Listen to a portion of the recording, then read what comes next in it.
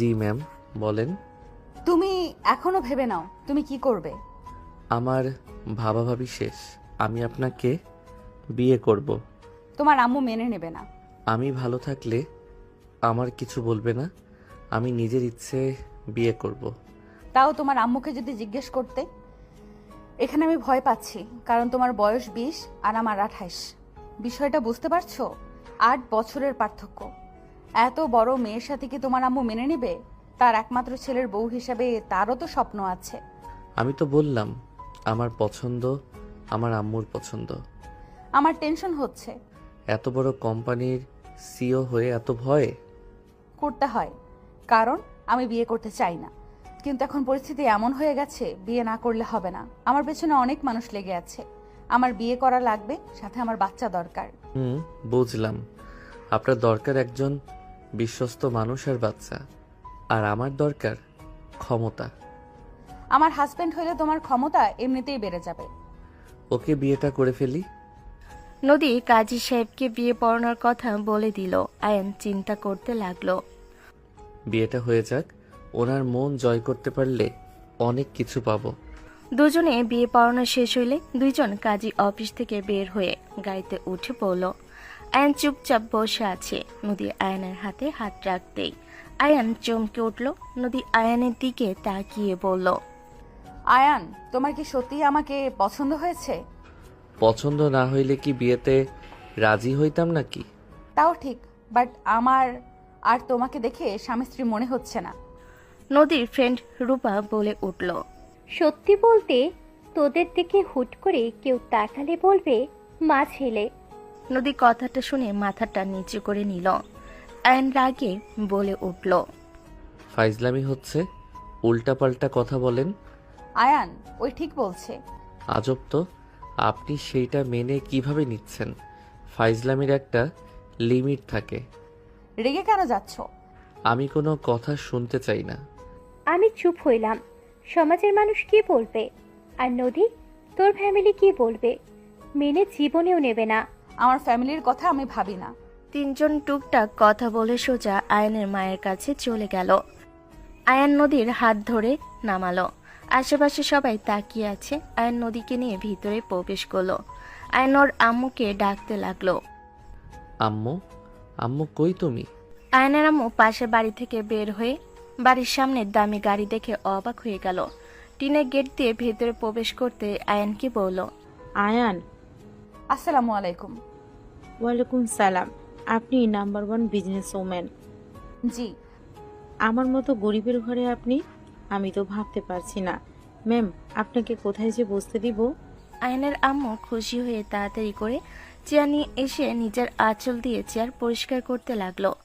আয়ান ওর আম্মুকে বলল, আম্মু এত উত্তেজিত কেন হচ্ছ? আম্মু রিল্যাক্স, এত উত্তেজিত হওয়ার কিছু নাই। আন্টি আমাকে এভাবে ট্রিট করেন না, আপনি বসেন। নদীও আয়নের আম্মুকে ধরে বসিয়ে দিল। আয়নের আম্মু অবাক হয়ে গেল। আয়নের আম্মু বলল, ম্যাম আপনি বসেন। সমস্যা নেই, আপনি বসেন। আম্মু, তুমি শান্ত হও। আমি তোমাকে কি বলি একটু শুনবে? আয়নের আম্মু হাসি মুখে বলল, হ্যাঁ বল, কি বলবি? আম্মু, আমি বিয়ে করেছি। আয়নের আম্মুর মুখে হাসি এক নিমিষে মলিন হয়ে গেল। আয়নের আম্মু উঠে দাঁড়িয়ে পড়ল। আয়নের আম্মু বলে উঠল, কাকে বিয়ে করছস? ওনাকে। নদীর দিকে ইশারা করলে আয়নের আম্মু রাগে ঠাস ঠাস করে থাপ্পড় মেরে দিল। নদী রূপা ভয় পেয়ে গেল, আরো মারতে যাবে। সাথে সাথেই নদী সামনে দাঁড়িয়ে গেল। আয়নের আম্মু সাথে সাথে হাত নামিয়ে নিল। নদী বলে উঠল, আন্টি ওকে মারবেন না, শব্দ আমার। আমাকে আপনি মারেন বা বকা দেন, ওই ছোট মানুষ, ওই না বুঝে আমাকে বিয়ে করেছে। ওই না বুঝে বিয়ে করছে, ওই সব কিছুই বোঝে, ওই ভাত মাছ সবই খায়। আয়ান, তোর কাছে দুটো অপশন। এক, তুই ওনাকে এখনই তালাক দিবি, আর না হয়। আয়নের আম্মুর কথা শুনে নদী কয়েক পা পিছিয়ে গেল। নদী পড়ে যেতে নিবে, সাথে সাথেই আয়ন ধরে ফেলল। আয়নর আম্মুকে বলল, আমি ওনাকে তালাক দিতে পারবো না। আমি ওনাকে নিজের ইচ্ছেই বিয়ে করছি। আয়ান, আমাকে তালাক দাও। আমার আর তোমার বয়স অনেক পার্থক্য। আমি যে ভয় করেছিলাম সেটাই হলো, তুমি আমাকে তালাক দাও। আমি তোকে বারবার বললাম বিয়ে করিস না। ওই ছেলে তোর সাথে যায় না। ও একটা বাচ্চা পোলা, 8 বছরের পার্থক্য। আন্টিকে আমি দোষ দিই না, কোনো মা মেনে নেবে না এত বড় মেয়েকে ছেলের বউ হিসাবে মেনে নিতে। নদীর চোখ দিয়ে পানি গড়িয়ে পড়তে লাগলো। নদী নিজেকে সামলে নিয়ে পড়ল। আয়ন দিয়ে দাও। দ্বিতীয় অপশন কি আম্মু? আমি বয়সের জন্য তালাক দিতে বলছি না। তাহলে কেন আন্টি তালাক দিতে বলছেন? বয়স ছাড়া তো আমার কোনো কারণ দেখছি না। নাকি আমাকে আপনার পছন্দ না? আমার তোমাকে নিয়ে কোনো সমস্যা নেই, বাট আমার ছেলের কাজের জন্য আমি লজ্জিত। তুই কিভাবে পারলি ওই মেয়েকে বিয়ে করতে? আয়নের গালে আরো 2টা থাপ্পড় মেরে দিল। আয়নের আম্মু বলে উঠল, তুই ভালো করে বুঝতে পারছস আমি কেন তোর উপরে রেগে যাচ্ছি। শোনো, নিজের পায়ে দাঁড়া। বুঝতে পারছস, যদি এই মেয়েকে ভালোবেসে বিয়ে করস তাহলে সেকেন্ড অপশন শোন। তুই কাউকে বলতে পারবি না এই মেয়ে তোর বউ। তুই ওনার ক্ষমতা, ওনার টাকায় চলতে পারবি না। যেদিন তুই নিজে বড় হতে পারবি সেদিন তুই ওনাকে বউ হিসেবে সবার সামনে পরিচিতি দিবি। যদি এইটা পারস তাহলে তালাক দেওয়া লাগবে না, আর যদি না পারস তাহলে তালাক দিবি। আর না হয় আমার মরা মুখ দেখবি। এখন ডিসিশন তোর, কোনটা করবি? আয়নের আম্মুর কথা শুনে নদী রূপা বেশ অবাক হয়ে গেল। আয়ন নিচের দিকে তাকিয়ে থাকলো। আয়নের আম্মু বলে উঠল, আমি চেয়েছি তুই নিজের পায়ে দাঁড়া, কিন্তু তুই যা করলি আমি কখনোই কল্পনাও করতে পারি নাই। তুই যদি মধ্যবিত্ত আমাদের মতো 40 বছরের মহিলাকে বিয়ে করে আনতি, বা ডিভোর্স বিধবাকেও বিয়ে করে আনতি, তাতে আমার দুঃখ ছিল না। আমি নিজের হাতে বরণ করে নিতাম। কিন্তু তুই কি করলি? তোকে কিছু বলতেও আমার ঘৃণ্য হচ্ছে। এত ফালতু মস্তিষ্কের মানুষ তুই। আসলে তোর দোষ নাই, দোষ হলো তোর রক্তের। আন্টি, আপনি আমাকে পছন্দ করছেন না, নাকি আমার টাকা পয়সা আছে বলে আপনি আমাকে মেনে নিচ্ছেন না? আমার তোমার উপরে কোনো রাগ নেই, বা তোমাকে অপছন্দ করার মতো কোনো ক্ষমতা আমার নেই। আমার নিজের সন্তানের কাছে আমি লজ্জিত। আমি কাপুরুষ জন্ম দিয়েছি, নিজে কিছু করার ক্ষমতা নাই। বইয়ের ক্ষমতা নিয়ে বাঁচবে? ছি, তুই মেয়ে হয়ে জন্ম নিতে পারস নাই? আয়নের কথা শুনে থুতু মারল আয়নের মুখে। আয়নের চোখ দিয়ে পানি গড়িয়ে পড়তে লাগলো। আয়ন মাথা নিচে করে তাকিয়ে থাকলো। আয়নের আম্মু রাগে চলে গেল। আয়ন বলে উঠল, আমি ওনার পরিচয় বাঁচব না। আমি নিজে কিছু করে দেখাবো। আমার ভুল হয়েছে, আমি নিজের ভুলের জন্য ক্ষমা চাচ্ছি আম্মু। আয়নের কথা শুনে থেমে গেল, না ঘুরে বলল, তাহলে দেখিয়ে দিস নিজে কি করতে পারস। তোকে বলেছিলাম জব কর, পড়াশোনা করতে থাক, টাকা পয়সা হইলে একটা ব্যবসা দিবি। মানুষ ছোট থেকে বড় হয়, আর শর্টকাট নিচ্ছে এখান থেকে চলে যা। আর যদি আমি দেখি ওনার পরিচয় নিয়ে চলছিস, সেদিন আমার মরা মুখ দেখবি। আয়নের আম্মু চলে গেল। আয়ন ওর মুখ মুছে নিল। আয়ন নদীর দিকে তাকিয়ে বলল, নদী, আমাকে ক্ষমা করে দাও। আমি তোমাকে টাকা পয়সার জন্য বিয়ে করতে রাজি হয়েছিলাম। সেটা তো আমি জানি, আর আমি নিজেই তো তোমাকে দিতে চাইছি। এই অফার তো আমি করছিলাম। আমি আমার চাকরি ছাড়বো না। তুমি আমার জায়গায় অন্য কাউকে দিও না। আমি তোমার জবটা করতে চাই। আয়নের কথা শুনে নদী আয়নের কাঁধে হাত রেখে হাসি মুখে বলল, আমি তোমার পাশে থাকবো। আমি তোমাকে সাপোর্ট দেওয়ার জন্য সব সময় থাকবো। তোমার জব তোমার থাকবে, কিন্তু পড়াশোনায় মনোযোগ দিতে হবে। Thank you. চলো বাসায় যাই। আপনার বাসায় গেলে সবাই জেনে যাবে আমি আপনার হাজবেন্ড। আম্মু এটা জানলে আরও রেগে যাবে। তোমার আম্মু বলছে বাহিরের মানুষ যেন না জানে। তার মানে আমার ফ্যামিলি জানলে সমস্যা নেই। আয়ন নদীর সাথে চলে গেল। আয়ন বাহিরের দিকে তাকিয়ে থেকে ভাবতে লাগলো, আমি কাজটা আসলে ঠিক করি নাই। ওই লোকটা ওর টাকার জন্য আমার আম্মুকে ছেড়ে বড়লোক মহিলার কাছে চলে গেছে। তার রাজত্ব সেই চলছে, আর আমিও কিনা সেইটাই করতে নিয়েছিলাম। আর ওনাকে আমি কিনা ইউজ করতে চাইছি। ছি, আমিও আর ওই লোকটার ভিতরে পার্থক্য কি থাকলো? আয়ান কথাগুলো ভাবছিল। নদী আয়নের কাঁধে হাত রাখলে আয়ন নদীর দিকে তাকালো। নদী বলে উঠল, এত কি ভাবো? আর আয়ান, একটা কথা বলো তো, তোমার আম্মু কি বড়লোকদের পছন্দ করে না? তা না, অন্য কারণ আছে। কি কারণ? ওইটা অজানা থাক, সময় হইলে বলবো। নদী আর কিছু বলল না। নদীর ভিলায় চলে গেল। 3জন গাড়ি থেকে নামলো। 3জন ভিলার ভিতরে প্রবেশ করলো। নদীকে দেখে নদীর আব্বু বলে উঠল, নদী, আমি আর কোনো কথা শুনতে চাই না। এখানে ছেলেদের দেখো, যাকে পছন্দ হয় তার সাথে তোমার বিয়ে। আমি কোনো এক্সকিউজ শুনবো না। নদী আয়ানের হাত ধরে বলল, এক্সকিউজ মি, সবাই আসতে পারেন। আর আব্বু, তোমাকে আমাকে নিয়ে এত চিন্তা করা লাগবে না। ওই আয়ান আমার হাজবেন্ড। নদীর কথা শুনে ছেলেগুলো চলে গেল। নদীর ফ্যামিলির সবাই দাঁড়িয়ে গেল। একজন বলে উঠল, আপু, এইসব কি বলো? এই ছেলে তো আমারও জুনিয়র।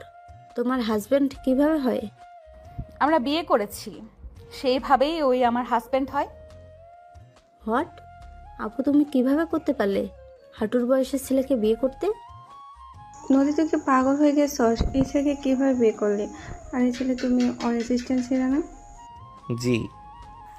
আর কেউ কিছু বলবে সাথে সাথে নদী হাত উঁচু করলে সবাই চুপ হয়ে গেল। নদীর আব্বু আম্মু রাগে ফসফস করতে লাগলো। নদী আয়নের হাত ধরে নিয়ে যেতে লাগলো। রূপা চলে গেল। নদী রুমে গেল। আয়ন বলে উঠল, তুমি হাত উঁচু করতে সবাই চুপ হয়ে গেল। সবাই তোমাকে দেখে ভয় পায় নাকি? বেশি কথা বলা পছন্দ করি না। আমাকে কেউ জেরা করলে আমার রাগ হয়, আর আমি রেগে আমার মাথা ঠিক থাকে না। আচ্ছা শোনো, এই অ্যাপ থেকে তোমার পছন্দের সব অর্ডার করে দাও। আমার পোশাক তো আছে, আমি নিয়ে আসতে ভুলে গেছি। যা বলে তাই করো, আমি কোনো কথা শুনতে চাই না। নদী ওয়াশরুমে চলে গেল। আয়ন খাটে এসে বসলো। ট্যাবের দিকে তাকিয়ে বলল, এত দামি শার্ট প্যান্ট কে কিনবে? তার থেকে তো আমাদের ওইখানে কম দামে ভালো ভালো পোশাক পাওয়া যায়। নদী গোসল করে বের হইল। আয়নের দিকে তাকিয়ে বলল, অর্ডার দিয়েছো? কি ভাবছো? আমি বাসায় যাই, গিয়ে সব নিয়ে আসি।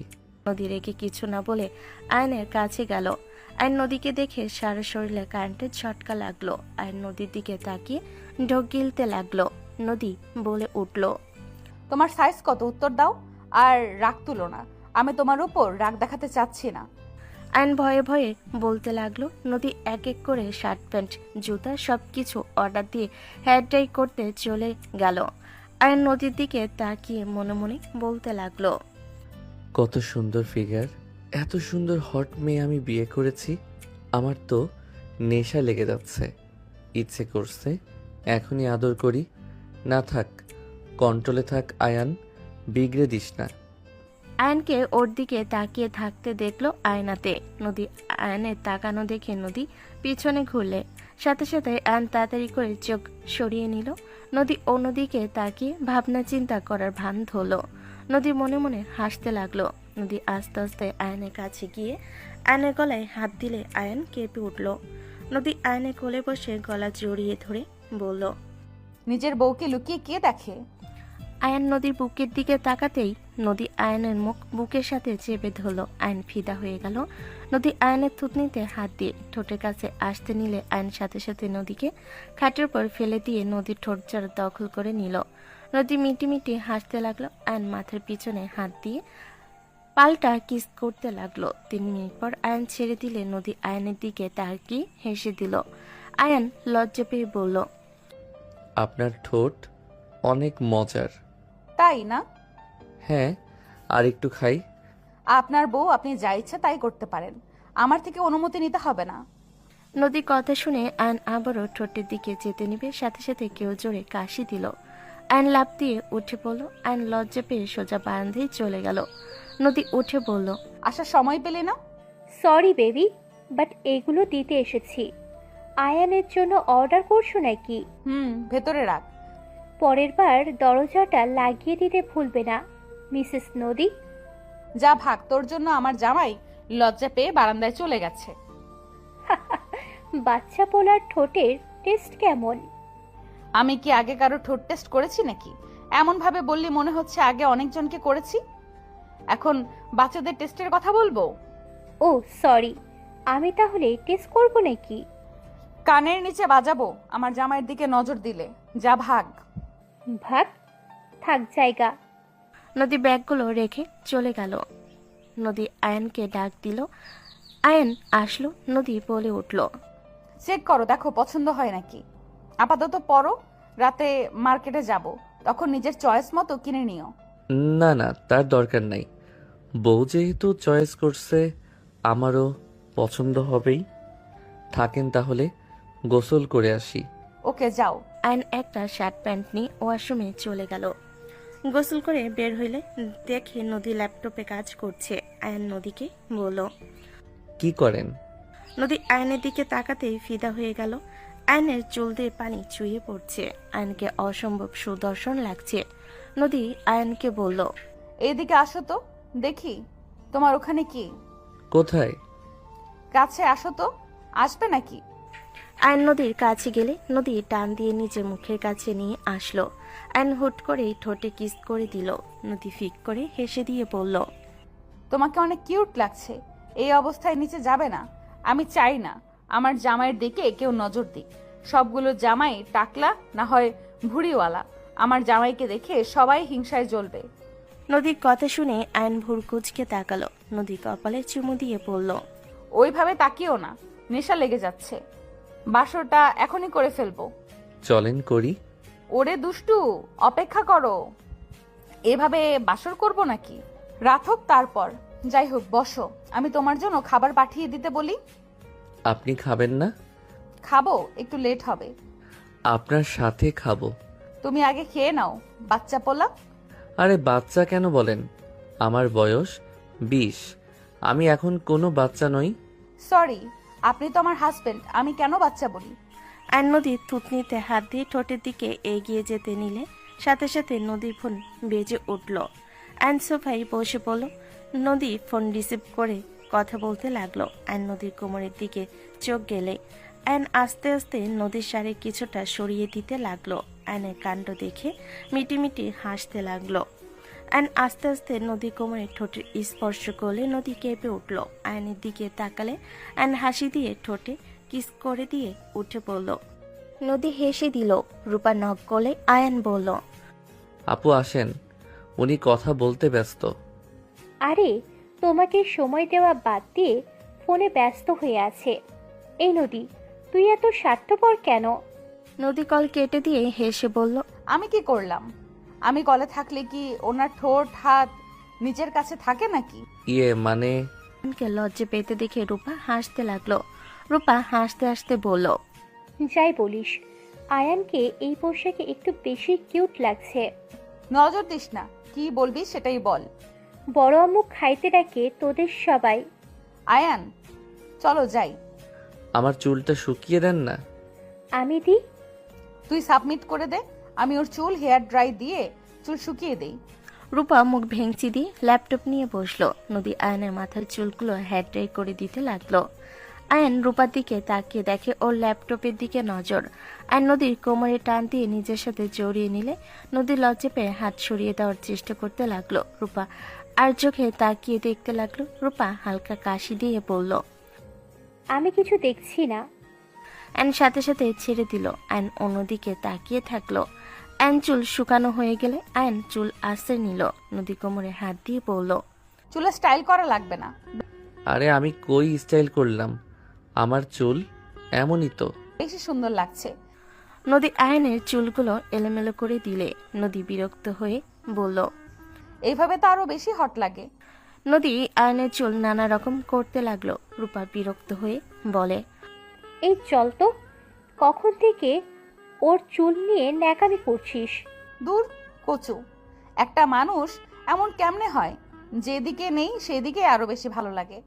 এই আয়ান, চলো তো, তোমার বইয়ের মাথা খারাপ হয়েছে। রূপা আয়নের হাত ধরে নিয়ে যেতে লাগলো। নদী ওদের পিছন পিছন যেতে লাগলো। রূপার হাত সরিয়ে দিয়ে বলল। হেঁটে যা, ওর হাত ধরা লাগবে নাকি? ভাই, আমার সাথে জেলাসি করা বন্ধ কর। তোর জামাই কিউট, তাই বলে আমাকে সন্দেহ করা শুরু করিস না। নদী কিছু না বলে সবার সাথে নিচে নামলো। আয়ন নিচে নামতেই নদীর কাজিন ভাতিজি ভাগ্নিরা সবাই আয়নকে ফিদা হয়ে তাকিয়ে আছে। নদী আয়নের দিকে তাকালে দেখে আয়ন নিচের দিকে তাকাতে আয়ন নদীর দিকে তাকালো। নদী আম্মু বলল। তিনজন বসো। নদী রাজকীয় চেয়ারে বসলো। তার পাশে আয়নকে বসতে দিল। রূপা ভুরুকুচকে তাকিয়ে বলল। ভাই, আমার জায়গাটা কেড়ে নিয়ে নিলে? আপু সরি, উনি বসতে বলল তাই বসলাম। আয়ন উঠে যেতে নিবে, সাথে সাথে রূপা হেসে বলল, আরে মজা করছি, বসো, আমি এই পাশে বসি। আয়ন নিচের দিকে তাকিয়ে থাকলো। নদী আয়নের খাবার পরিবেশন করে দিতে লাগলো। নদীর ভাতিজি বলে উঠল, ফুপি, আসলে কি এই সুদর্শন ছেলেটা তোমার হাজবেন্ড? তোমার কথা শুনে নদী বুঝতে বাকি রইল না তমা আয়নকে কিভাবে দেখছে। নদী কাটা চামচ দিয়ে মাংস টুকরো করে মুখে দিতে দিতে বলল, হ্যাঁ, এই ছেলে আমার হাজবেন্ড। তুমি আজ থেকে ওকে আব্বু বলে ডাকবে। নদীর কথা শুনে আয়ন বিষম খেলো। নদী আয়নকে পানি এগিয়ে দিল। তমা বলে উঠল, ফুপি, আব্বু বলবো? ও তো আমাদের বয়সেই হবে, আমি কিভাবে আব্বু বলবো? আয়শা, লামিয়া, মুনতাহা, তমা 4 জন আয়ানকে মামা বলে ডাকবে, আর তোরা ওকে দুলাভাই বলে ডাকবি। আপু এইটা একটু বেশি হয়ে যাচ্ছে না? তোমার জামাই আমাদের থেকে বয়সে ছোট। কথা সত্যি, তোদের সবার ছোট ওই, ওর বয়স 20। হোয়াট? ও মুনতাহা তোর সাথে আর আমাদের এক বা 2 বছরের বড়। তমার কথা শুনে ওর আব্বু ধমক দিয়ে বলল, চুপ করে খাও, এত কথা বলো কেন? সম্পর্কে যা হয় সেটাই বলবে। তোমার জামাই আমাদের বয়সের থেকে ছোট হবে। এই, তোমার বয়স কত? এই ছেলে, তুমি আমার বোনকে বিয়ে করছো কেন? নিশ্চয়ই আমার বোনের টাকা পয়সা দেখে বিয়ে করছো, তাই না? তুলির কথা শুনে নদী টেবিলের উপরে থাবা মারল। সবাই চমকে উঠল। সবাই চুপ করে খেতে লাগলো। আয়ন চুপচাপ খেতে লাগলো। 6 জন আর চোখে আয়নের দিকে তাকিয়ে দেখতে লাগলো আর ভাবতে লাগলো, ফুপির কি কপাল! এই ছেলে, এতদিন কোথায় ছিলি? তোকে যদি আগে দেখতাম, কবে বিয়ে করে নিয়ে চলে আসতাম। ঠোঁটগুলো কত রসালো মনে হচ্ছে। ইস, আগে যদি আমার চোখের সামনে পড়তো বিয়ে করে ফেলতাম। ফুপি বিয়ে করবে না করে লাস্টে এমন সুদর্শন, স্মার্ট, কম বয়সী ছেলেকে বিয়ে করে নিলে। লয় ভাগ্য কি! 6 জন আর চোখে দেখতে লাগলো আর মনে মনে নানা ধরনের চিন্তা করতে লাগলো। আয়ন খাওয়া শেষ করলে নদীর ভাবি আয়নের হাত ধরে বলল, নতুন জামাই হাত ধুয়ে দেই। ভাবি হাসি মুখে আয়নের হাত ধুয়ে দিতে নিলে আয়ান হাসি দিয়ে নদীর দিকে চোখ গেলে সাথে সাথে আয়ান বলে ওঠে, আপু, থাক, লাগবে না। আয়ন হাত সরিয়ে নিয়ে উঠে পড়ল। নদী বলে উঠল, রুমে যাও, আমি খেয়ে আসছি। আয়ন চলে যেতে নিলে ভাবি মনে মনে ভাবতে লাগলো, ননদ শেষমেশ অল্প বয়সের ছেলেকে বিয়ে করে চলে আসলো। ভাবি কথাগুলো ভাবছিল। নদী খাওয়া শেষ করে রুমে চলে গেল। রুমে গিয়ে নদী আয়নের দিকে তাকিয়ে বলল, আয়ান, তুমি এই বাসার মেয়েদের থেকে দূরে দূরে থাকার চেষ্টা করবে। রূপা ছাড়া কারোর সাথে যেন আমি বেশি মেলামেশা করতে না দেখি। আচ্ছা, আপনার ভাবি বাসা কই? উনি কি চৌধুরী ফ্যামিলির কেউ? রুনা চৌধুরীর ভাতিজি। ও আচ্ছা। হুম। ওনারা কি আপনার থেকে বেশি ক্ষমতাবান? নদী হাসতে লাগলো। নদী হেসে বলল, আরে না, কি বলো? আমার ভাই আমি ভালোবেসে বিয়ে করেছি, তাই ওই ফ্যামিলি আমাদের সাথে আত্মীয়তা করতে পারছে। ওনাদের কোম্পানির নামও তো জানতাম না। ও আচ্ছা। তুমি চেনো নাকি? টিভিতে দেখেছিলাম। ও আচ্ছা। শোনো, ঘুমাবে নাকি? ঘুমিয়ে নাও, আমার ঘুম পাচ্ছে। বুকে ঘুমাতে দিলে ঘুমাবো। আসেন। নদী শুয়ে পড়লে আয়ন নদীর বুকে মাথা দিয়ে শুয়ে পড়ল। নদী আয়নের কপালে চুমু দিয়ে মাথায় হাত বুলিয়ে দিতে লাগলো। 1 মাস পর আয়ন ড্রয়িং রুমের ভিতরে প্রবেশ করতে আয়নকে দেখে বসে থাকা একজন অবাক হয়ে গেল। আয়নের রাগ হলো, কিছু না বলে সামনে এগিয়ে গেল। নদীর আম্মু বলে উঠল, আর এদিকে আসো, বিয়ে একটাই, আর মেয়ে জামাই আয়ান। নদীর আম্মুর কথা শুনে রায়হান থমকে গেল। আয়ন সামনে এসে বলল, আসসালামু আলাইকুম। ওয়ালাইকুম আসসালাম। মাশাল্লাহ, তাহলে নদী ম্যামের হাজবেন্ড? আপনি ওকে এখানে ম্যাম বলার দরকার নেই, এটা বাসা, আর আপনি সম্পর্কে আত্মীয় আমাদের। না মানে ম্যাম বলে অভ্যাস তো। তা বাবা কেমন আছো? জি আলহামদুলিল্লাহ ভালো। আপনি কেমন আছেন? আলহামদুলিল্লাহ। আম্মু, নদী কি বাসায় এসেছে? না, আসে নাই। তুমি বাসায় চলে গিয়েছিলে নাকি? পরীক্ষা ছিল তো। ও আচ্ছা, যাও তুমি গিয়ে ফ্রেশ হয়ে নাও, আমি খাবার পাঠিয়ে দিচ্ছি। নদী আসুক, একসাথে খাবো। ওই তো নদী চলে এসেছে। নদীকে দেখে রায়হান চৌধুরী রুনা চৌধুরী দাঁড়িয়ে গেল। রায়হান চৌধুরী বলে উঠল, আসসালামু আলাইকুম ম্যাম, কেমন আছেন? ওয়ালাইকুম সালাম। জি ভালো। আপনারা কখন এসেছেন? এই তো কয়েক মিনিট হবে। ও আচ্ছা। কই গেছিলে? বাসায় তো আসার কথা অনেক আগেই। শাশুড়ির সাথে দেখা করতে গেছিলাম, তা শুনলাম আয়ান মানে এক ছেলে রাগ করে না খেয়ে পরীক্ষা দিতে গেছে, তাই শাশুড়ি কান্না করছিল, পরে বুঝিয়ে শুনিয়ে খাওয়ায় চলে আসলাম। মায়ের সাথে রাগ করে না খেয়ে থাকো কেন? মা দুনিয়াতে আসে দেখে এত চিন্তা ভাবনা করে। তোমার কোনটা ভালো কোনটা খারাপ সে তো ভালো জানে। তোমার আম্মুর সাথে এমন ব্যবহার করা ঠিক না। হুদাই রাগ করি নাই, আম্মুকে টাকা পাঠাই, সেই কোনো টাকা খরচ করে না। মেডিসিন শেষ একবারও বলে নাই বা নিজেও কিনে নাই। তাহলে আমি ইনকাম করে কি করব? মায়ের জন্য করা, সেখানে সেই খরচ করবে না? মায়েরা অনেক চিন্তা করে। আমি মধ্যবিত্ত ফ্যামিলির মেয়ে ছিলাম, আমি দেখছি আমাদের জন্য আমার আম্মা কত চিন্তা করছে। সবসময় আমাদের কথা, সবসময় আমাদের ভালোর জন্য নিজের সব বিসর্জন দিয়ে দিয়েছে। আজ আমার সব আছে, 100 ফ্যামিলিকে ভালো একটা লাইফ দিতে পারবো, নিজের সন্তান স্বামীর টাকা ছাড়া। কিন্তু আমার মা আমার কাছে নেই। কষ্ট পায়েন না, আল্লাহর কাছে নানুর জন্য দোয়া করেন। নদীর আম্মুর চোখে পানি চলে আসলো। আয়ান নদীকে ইশারা করলে নদী কিছু না বলে চলে গেল। আয়ান নদীর আম্মুর আঁচল দিয়ে চোখ মুছে দিয়ে বলল, আম্মু কান্না করেন না।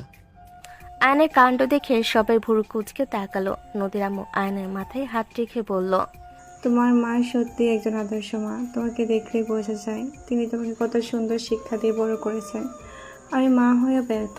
আমার নিজের সন্তানদের কাছে আমার চোখের পানি কোনো মূল্য নেই, অথচ তুমি আমার সন্তান না হয়েও আমাকে এত বোঝো, এত সম্মান করো। আচ্ছা যাও, রুমে যাও, নদী আছে। আচ্ছা থাকেন, যাই। আয়ন চলে গেল। রুনা চৌধুরী বলে উঠল, ছেলেটার মুখে অনেক মায়া, যতটুকু বুঝলাম। আসলে ওর বাবা মা ভাগ্যবান যে এমন একটা ছেলে পেয়েছে। আমার ছেলে মেয়ের টাকা যতক্ষণ দেওয়া যাবে ততক্ষণ বাবা মা ভালো, না দিলে তাদের আসল রূপ বের হয়ে যাবে। হ্যাঁ, আমার আয়ানের আম্মুকে দেখা অনেক সৎ, বাট উনি আসে না। প্রথমে আমি ভেবেছিলাম লোভী ওরা। 1 মাসে আমি এই ছেলেটাকে যত দেখি মুগ্ধ হই। আমার মেয়ে ওর সাথে সুখে, এতটাই আমার আনন্দ। সুখী, এটাই আমার আনন্দ। এতটুকু ছেলে কত দায়িত্ববান, মা বউ দুজনকেই সমানভাবে সময় দেয়। কেউ অভিযোগ করতে পারে না ওই বউকে সময় দেয় না, বা মা বলতে বলবে না ওই মাকে সময় দেয় না। আপনার কথা শুনে আমার তো ওই ব্যক্তিকে দেখার ইচ্ছে হচ্ছে। রুনা নদীর আম্মুর কথা বলতে লাগলো। রায়হান চৌধুরী মনে মনে বলতে লাগলো, হতভাগ্য বাবা আমি, সন্তান হিসাবে যাকে পরিচয় দিই নাই, আজ তার জন্য নিজের প্রশংসা শুনতে হচ্ছে। রায়হান চৌধুরীর চোখে পানি জমে গেল। এইদিকে আয়ন রুমে গেলে দেখে নদী ওয়াশরুমে গেছে। আয়নে খাটের উপরে বসে ফোন বের করলো। নদী বের হইতেই আয়ন নদীর দিকে তাকিয়ে বলল, জান, বলো। পরীক্ষা বেশি ভালো হয় নাই। হবে কিভাবে? মায়ের সাথে ঝামেলা করে গেলে কি আর পরীক্ষা ভালো হবে নাকি? আম্মু কাজটা করে এমন কি করব? আয়ান, আমাকে একটা কথা বলবে? তোমার বাবা কোথায় আর তোমার আম্মু কেন চায় তুমি বড় ব্যবসায়ী হও? আমার খুব জানতে ইচ্ছে হচ্ছে। তোমাকে যদি বলি তুমি আমাকে ঘৃণা করবে সবার মতো। ঘৃণা করব কেন? আমাকে সবাই জারদ সন্তান হিসাবে বলে। আমার বাবা আমাকে মাকে রেখে পালিয়ে গেছে, আমার বাপের পরিচয় দিতে পারি নাই। হোয়াইট কাহিনী খুলে বলো তো। আমার আম্মু মধ্যবিত্ত ফ্যামিলির মেয়ে। আমার নানু একজন স্কুলের শিক্ষক ছিলেন। আমার আব্বু আমার নানুর ডান হাত ছিল, সব কাজ উনি করে দিত। আম্মুর সাথে রিলেশন করলে, সবাই জানাজানি হইলে মেনে নেয় নাই। আম্মুকে ভালো ঘরে বিয়ে দিবে একজন এতিম কাজের লোকের সাথে, কি আর একমাত্র মেয়ের বিয়ে কেউ দিবে? তেমন নানু রাজি হয় নাই, আম্মুকে বন্দি করে রাখছিল। পরে আব্বু আম্মুকে নিয়ে পালিয়ে দূরে গিয়ে বিয়ে করে। আমি হওয়ার পর আব্বু তার বসের সাথে রিলেশন হয়, আমাদের ফেলে রেখে তাকে বিয়ে করে চলে যায়। আম্মু সব জানতে পেরে ভেঙে পড়ে। আমাকে নিয়ে আম্মু এই শহরে চলে আসে, আমাকে তার পরিচয়ে বড় করছে। যত বড় হতে শুরু করি সবাই বাবার নাম জিজ্ঞেস করত। কাউকে বলতে পারতাম না।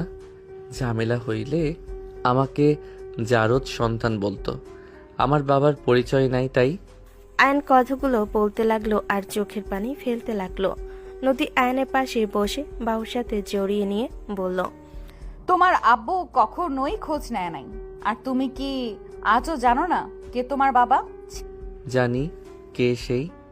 তার কাছে গেছিলাম আমি, তাকে চিৎকার করে বলছিলাম আমাকে শুধু সন্তান হিসেবে স্বীকৃতি দিতে।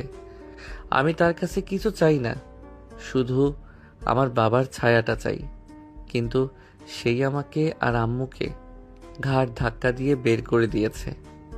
আয়ান বসে সব খুলে বলে। নদীর আগে হাত মুঠো করে নিয়ে বলল, ঠিক একজন বাবা হয়ে এমন জঘন্য কাজ কিভাবে করতে পারলো? নিজের স্বার্থের জন্য নিজের সন্তানকে অস্বীকার করতে পারলো? কে এই বড়লোক?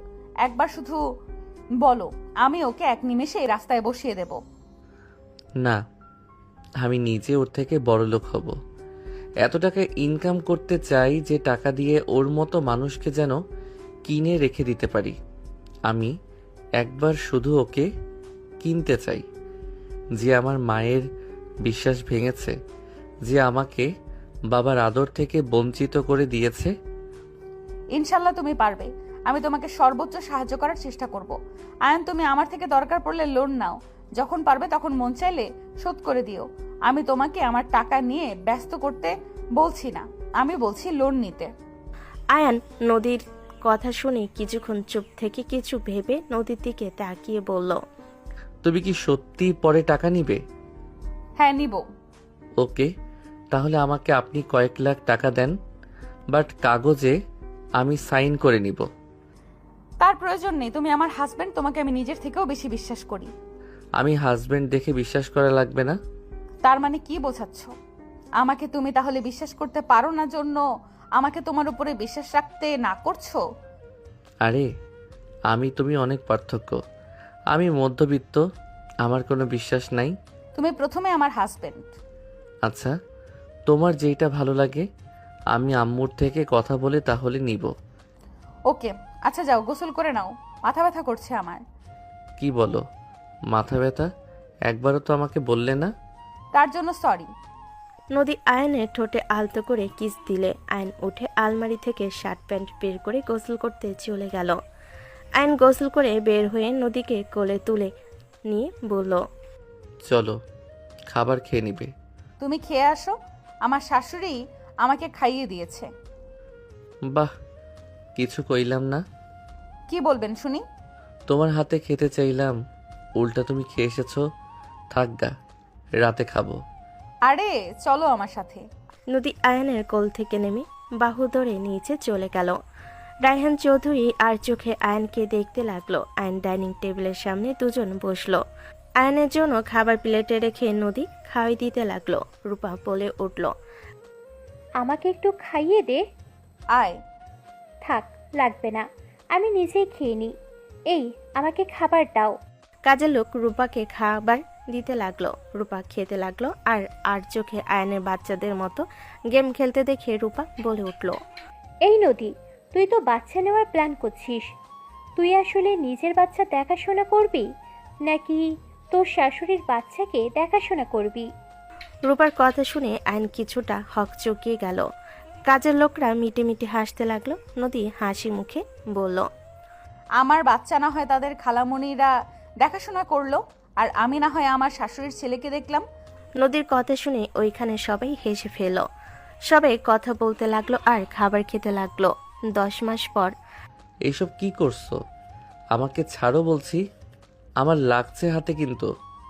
আজ আপু নাই, তোমাকে আজ গিফট দিতে চাচ্ছি। এমন গিফট ছেলেরা পাওয়ার জন্য পাগল, আর তুমি বারবার আমাকে সরিয়ে দিচ্ছ কেন? আমার কোনো গিফটের দরকার নাই। তুলি, আমাকে ছাড়ো বলছি, না হইলে আমি কিন্তু চিৎকার দিব। দাও, দিতে পারলে দাও, আমি তো না করছি না। মেয়েদের কথার জোর বেশি, মাথায় রাখো। আইন তুলিকে ধাক্কা মারলে তুলি নিজেকে সামলিয়ে নিয়ে বলল, তুমি আমাকে ধাক্কা কেন দিলে? রুম থেকে বের হও। বের হতে হওয়ার জন্য তো আসি নাই। শুনো, তোমাকে ভালোই ভালোই বলছি, আমার সাথে তাল মিলে আদর করবে, আর না হলে তোমার জন্য কিন্তু মোটেও ভালো হবে না। আর তুমি ছেলে মানুষ হয়ে এত নেকামি কেন করছো? আমি জানি তুমি আপুর কাছে যেতে পারো না, সেখানে যতদিন আপুর কাছে যেতে না পারো ততদিন আমার কাছে আসবে। আসো জান, এত মজা দিব, দেখো তুমি আমাকে ছাড়া কাউকে বুঝবে না। তুলি কথাগুলো বলে আয়নের বুকে কিস করলো। আয়নের সারা শরীর গরম হয়ে যেতে লাগলো। আয়ন তুলিকে সরিয়ে দিতে লাগলো আর বলতে লাগলো, তুমি কফির সাথে কি মিশিয়েছো?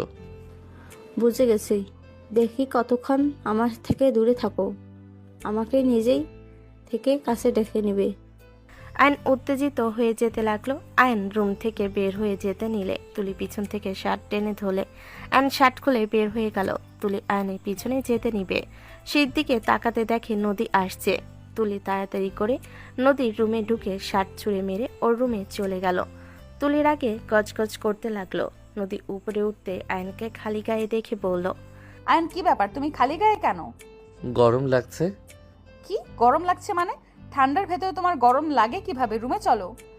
আয়নকে নিয়ে নদী রুমে গেল। আয়ন খাটের উপর বসে ছটফট করতে লাগলো।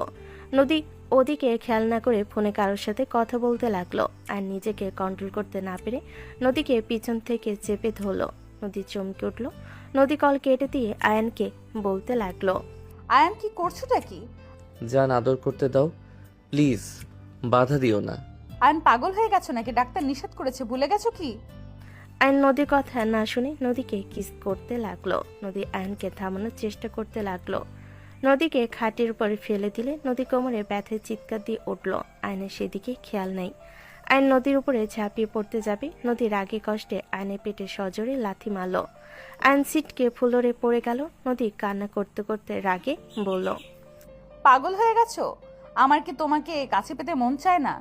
আমি নিজেকে কন্ট্রোল করে রেখেছি শুধুমাত্র আমাদের সন্তানের জন্য, আর সেখানে তুমি আমার সাথে এমন ব্যবহার কিভাবে করতে পারো? আমি মানছি তোমার কষ্ট হয়, তাই বলে তুমি আমাকে খাটের উপরে এইভাবে ধাক্কা দিবে? তোমার জন্য যদি আমার মিসক্যারেজ হয়, আমি তোমাকে কখনোই ক্ষমা করব না। জান, আই এম সরি।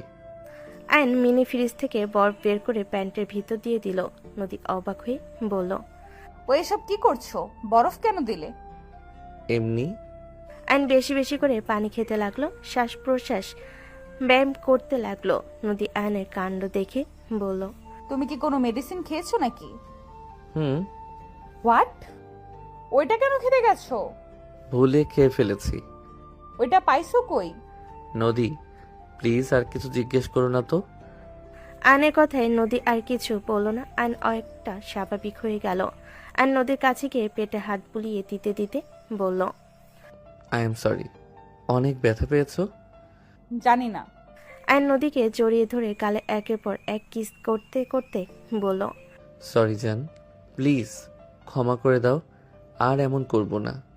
তোমাকে ওই মেডিসিন কে দিয়েছিল সেটা বলো। ভুলে নিয়ে এসেছিলাম। দিন দিন কি মাথা সমস্যা হচ্ছে নাকি? হই আর কি। মাথার উপরে এত চাপ ফেলে ব্যবসা করা লাগবে না। পড়াশোনার ভেতরে থাকো, কর্মচারী আছে, ওরা দেখে নেবে। সমস্যা নাই, নিজের রেস্তোরাঁ যদি নিজে না যায় তাহলে কি হয় নাকি? আরেকটা দেওয়ার প্ল্যান আছে, ভালো জায়গা পেয়েছি। কোথায়? মিরপুরের ওই দিকে দিব। ও আচ্ছা, তোমার কি অবস্থা এখন? এখন ঠিক আছি কিছুটা। জান, ঘুম পাচ্ছে। ওকে, ঘুমাও, আমারও ঘুম পাচ্ছে। আয়ন নদীকে ভালোভাবে শুইয়ে দিল।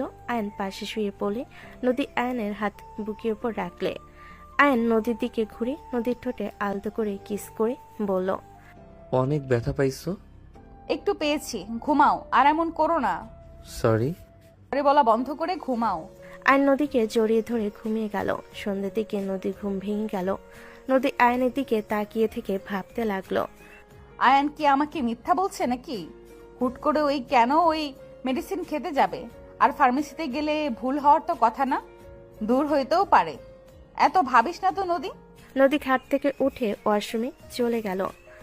আয়নের ফোনে শব্দে ঘুম ভেঙে গেল। আয়ন চোখ খুলে ফোন হাতে নিয়ে বলল, আসসালামু আলাইকুম আম্মু। ওয়ালাইকুম সালাম। বৌমা কেমন আছো? ভালো আম্মু। তুই কি বাসায় আসবি আজ? হুম, ফ্রেশ হয়ে যাব।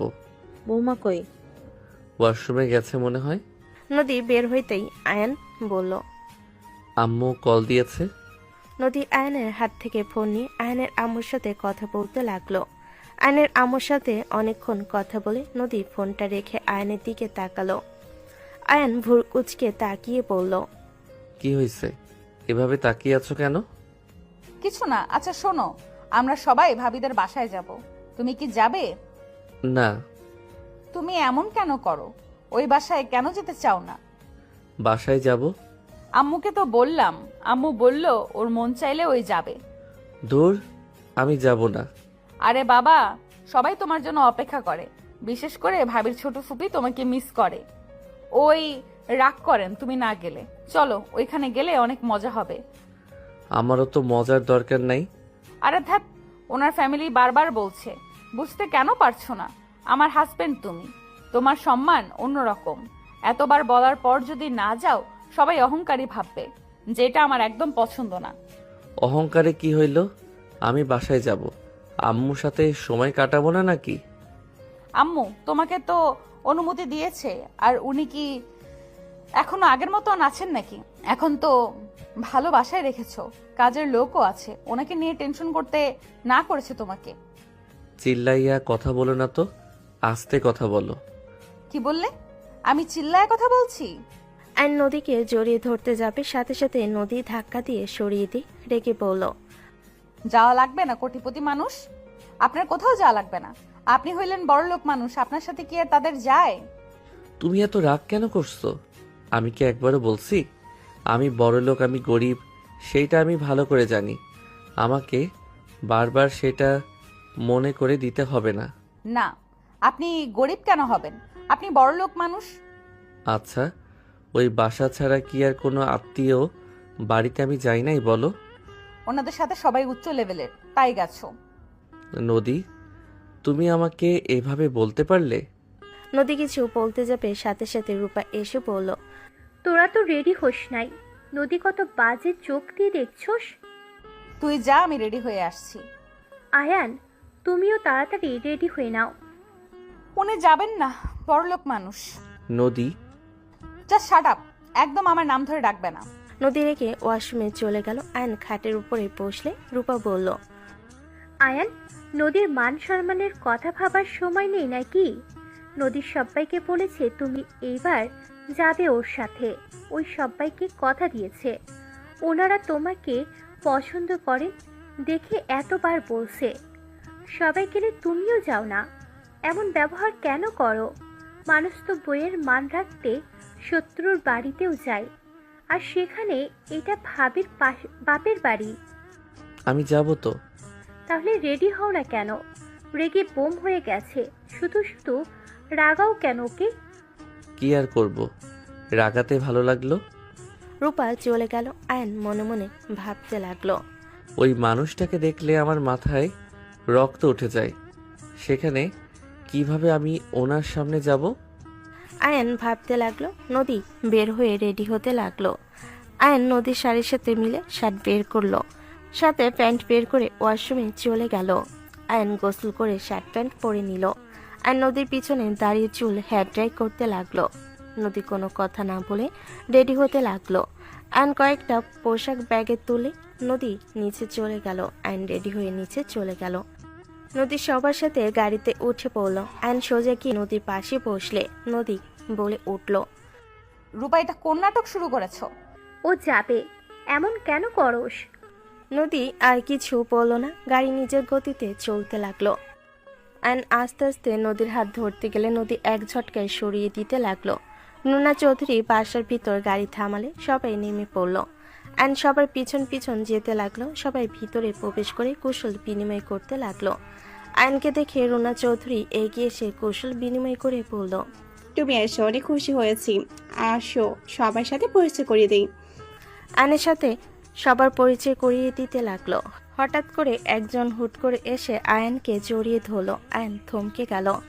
আয়ন নদীর দিকে তাকাতে দেখে ওর চোখ রাগে লাল হয়ে যাচ্ছে। আয়ন সাথে সাথে পিছনে থাকা মানুষটার হাত সরিয়ে দিয়ে বলল। নোভা। নোভা হাসি দিয়ে বলল। তাহলেই চিনতে পারছো? আমি কিন্তু তোমার কণ্ঠ শুনে বুঝে গেছি, আর তোমার ঘাড়ের তিলটা দেখে আরো বেশি শিওর হয়েছি। ভালো। তুমি এখানে কিভাবে? দেশে কবে এসেছো? 1 সপ্তাহ হয়েছে। তুমি তো বললে আর কারোর সাথে দেখাই করো না। রেস্তোরাঁ দিয়েছো, আমি ওখানে গিয়েছিলাম, বাট তোমাকে পাই নাই। 5 দিন গিয়েছিলাম। ও, আগের থেকে বেশি সুদর্শন হয়ে গেছো। তা দিনকাল কেমন যাচ্ছে? আর আন্টি কোথায়? তোমাদের বাসায় গিয়েছিলাম, পাশের বাসায় টিয়া বলল তোমরা ওখানে থাকো না। থাকি না। যাই হোক, অনেক দিন পর দেখা হয়ে ভালো লাগলো। বাট তুমি এখানে কি করছো? এটা আমার খালামণির বাসা। তুমি এখানে কেমনি কি? কোনো দরকার? দরকার বলতে? এইদিকে আসো। আয়ান নদীর কাছে গিয়ে বাহুর সাথে জড়িয়ে নিয়ে বলল। আমার জীবনসঙ্গী। আয়নের কথা শুনে নোভা ঠোঁটের হাসি থাকলেও ঠোঁটের কোণায় পানি জমে গেল।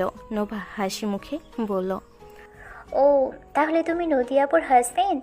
খালামণি মামি মুখে তোমার অনেক প্রশংসা শুনেছি, বাট তুমি সেই বুঝতে পারি নাই। আপু কেমন আছেন? আলহামদুলিল্লাহ ভালো। তুমি কেমন আছো? আলহামদুলিল্লাহ। কি ব্যাপার, ফুপি হতে যাচ্ছি নাকি? আয়ন লজ্জা লজ্জা ভাব নিয়ে বলল, ওই রকমই। যাক, এত তাড়াতাড়ি ফুপি বানিয়ে দিয়েছো। যাই হোক আতিয়া। আয়ান ভাইয়া কেমন আছো? আতিয়ার মুখে ভাইয়া ডাক শুনে রায়হান চৌধুরী চমকে উঠল। আয়ান আতিয়ার মাথায় হাত রেখে বলল, ভালো। তুই কেমন আছোস? ভালো। তুমি তাহলে মগো সুন্দরী সিনিয়র আপুর হাজবেন্ড? নদী আপুকে এখন ভাবি বলবো নাকি তোমাকে দুলাভাই বলবো? তোর যেটা ভালো লাগে। আনাকে তোরা কিভাবে চেনস? ওকে কে চেনে না? আমাদের ভার্সিটির গার্লস স্কুল কলেজের প্রায় মেয়ে চেনে ওকে। ওই আমাকে লুচ্চা প্রমাণ করো না। কথা যা বলবে ক্লিয়ার করে কথা বলো।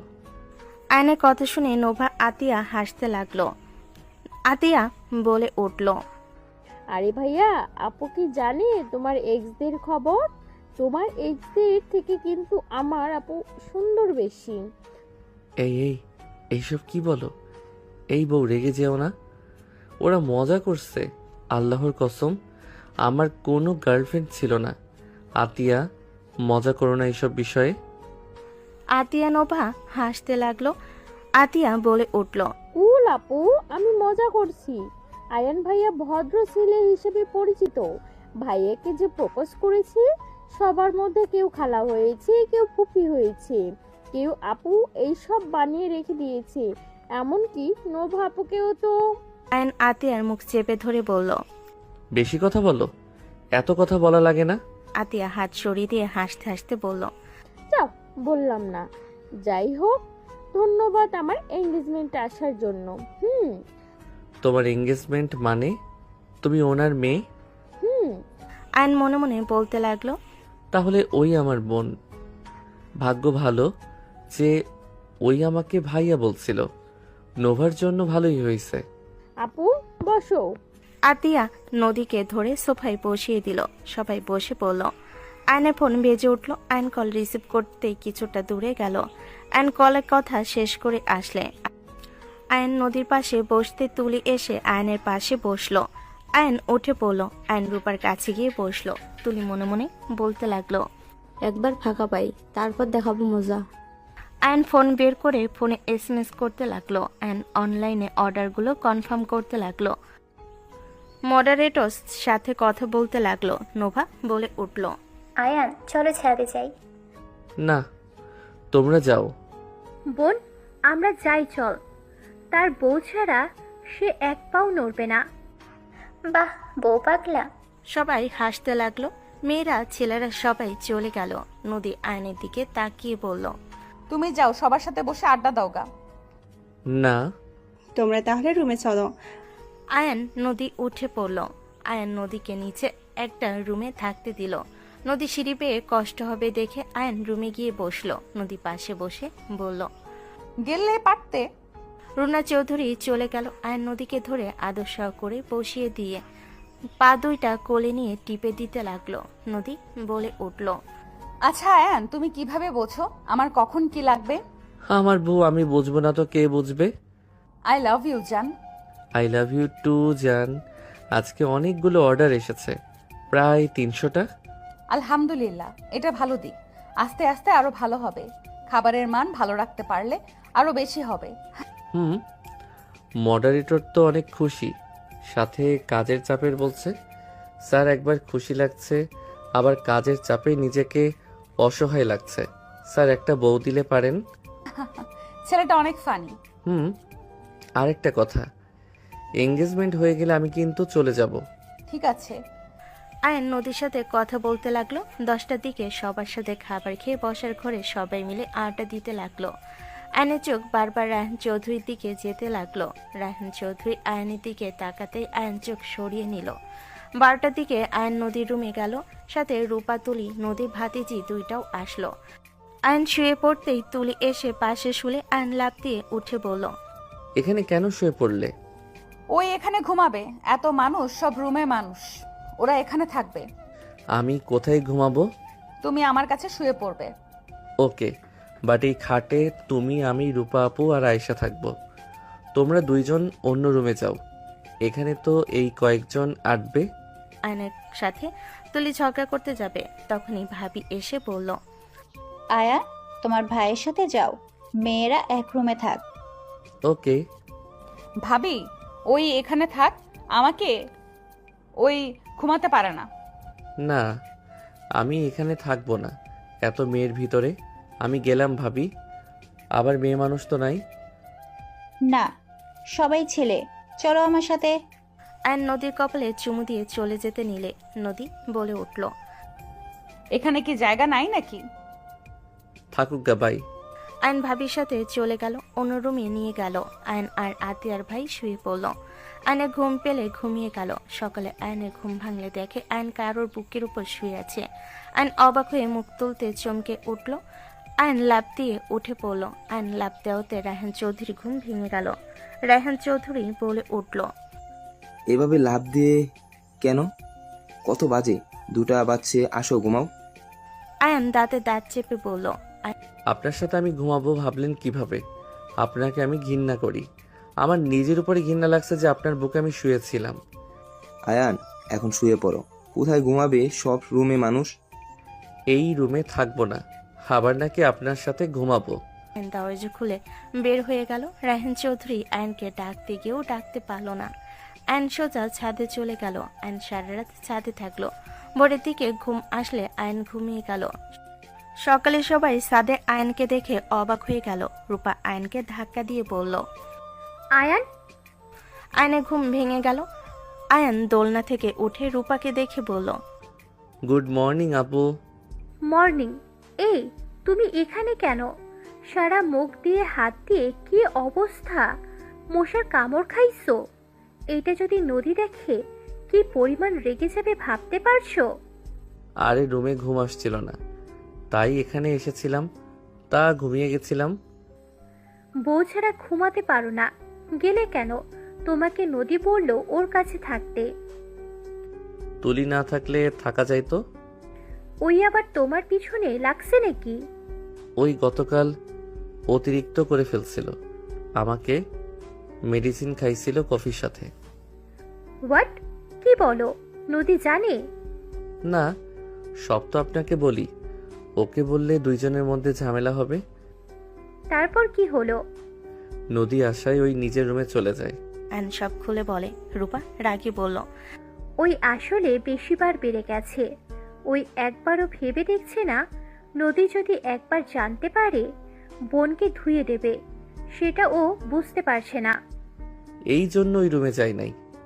আচ্ছা, নিচে চলো। আয়ন রূপার সাথে নিচে গেলে রুনা চৌধুরী বলে ওঠে, আরে বাবা, তোমার মুখে হাতের এই অবস্থা কেন? কোথায় ছিলে? নদী তাকাতেই নদী রেগে দাঁতে দাঁত চেপে বলল, ভালো হয়েছে, মশা ধরেছিল, তুলে নিয়ে যায় নাই।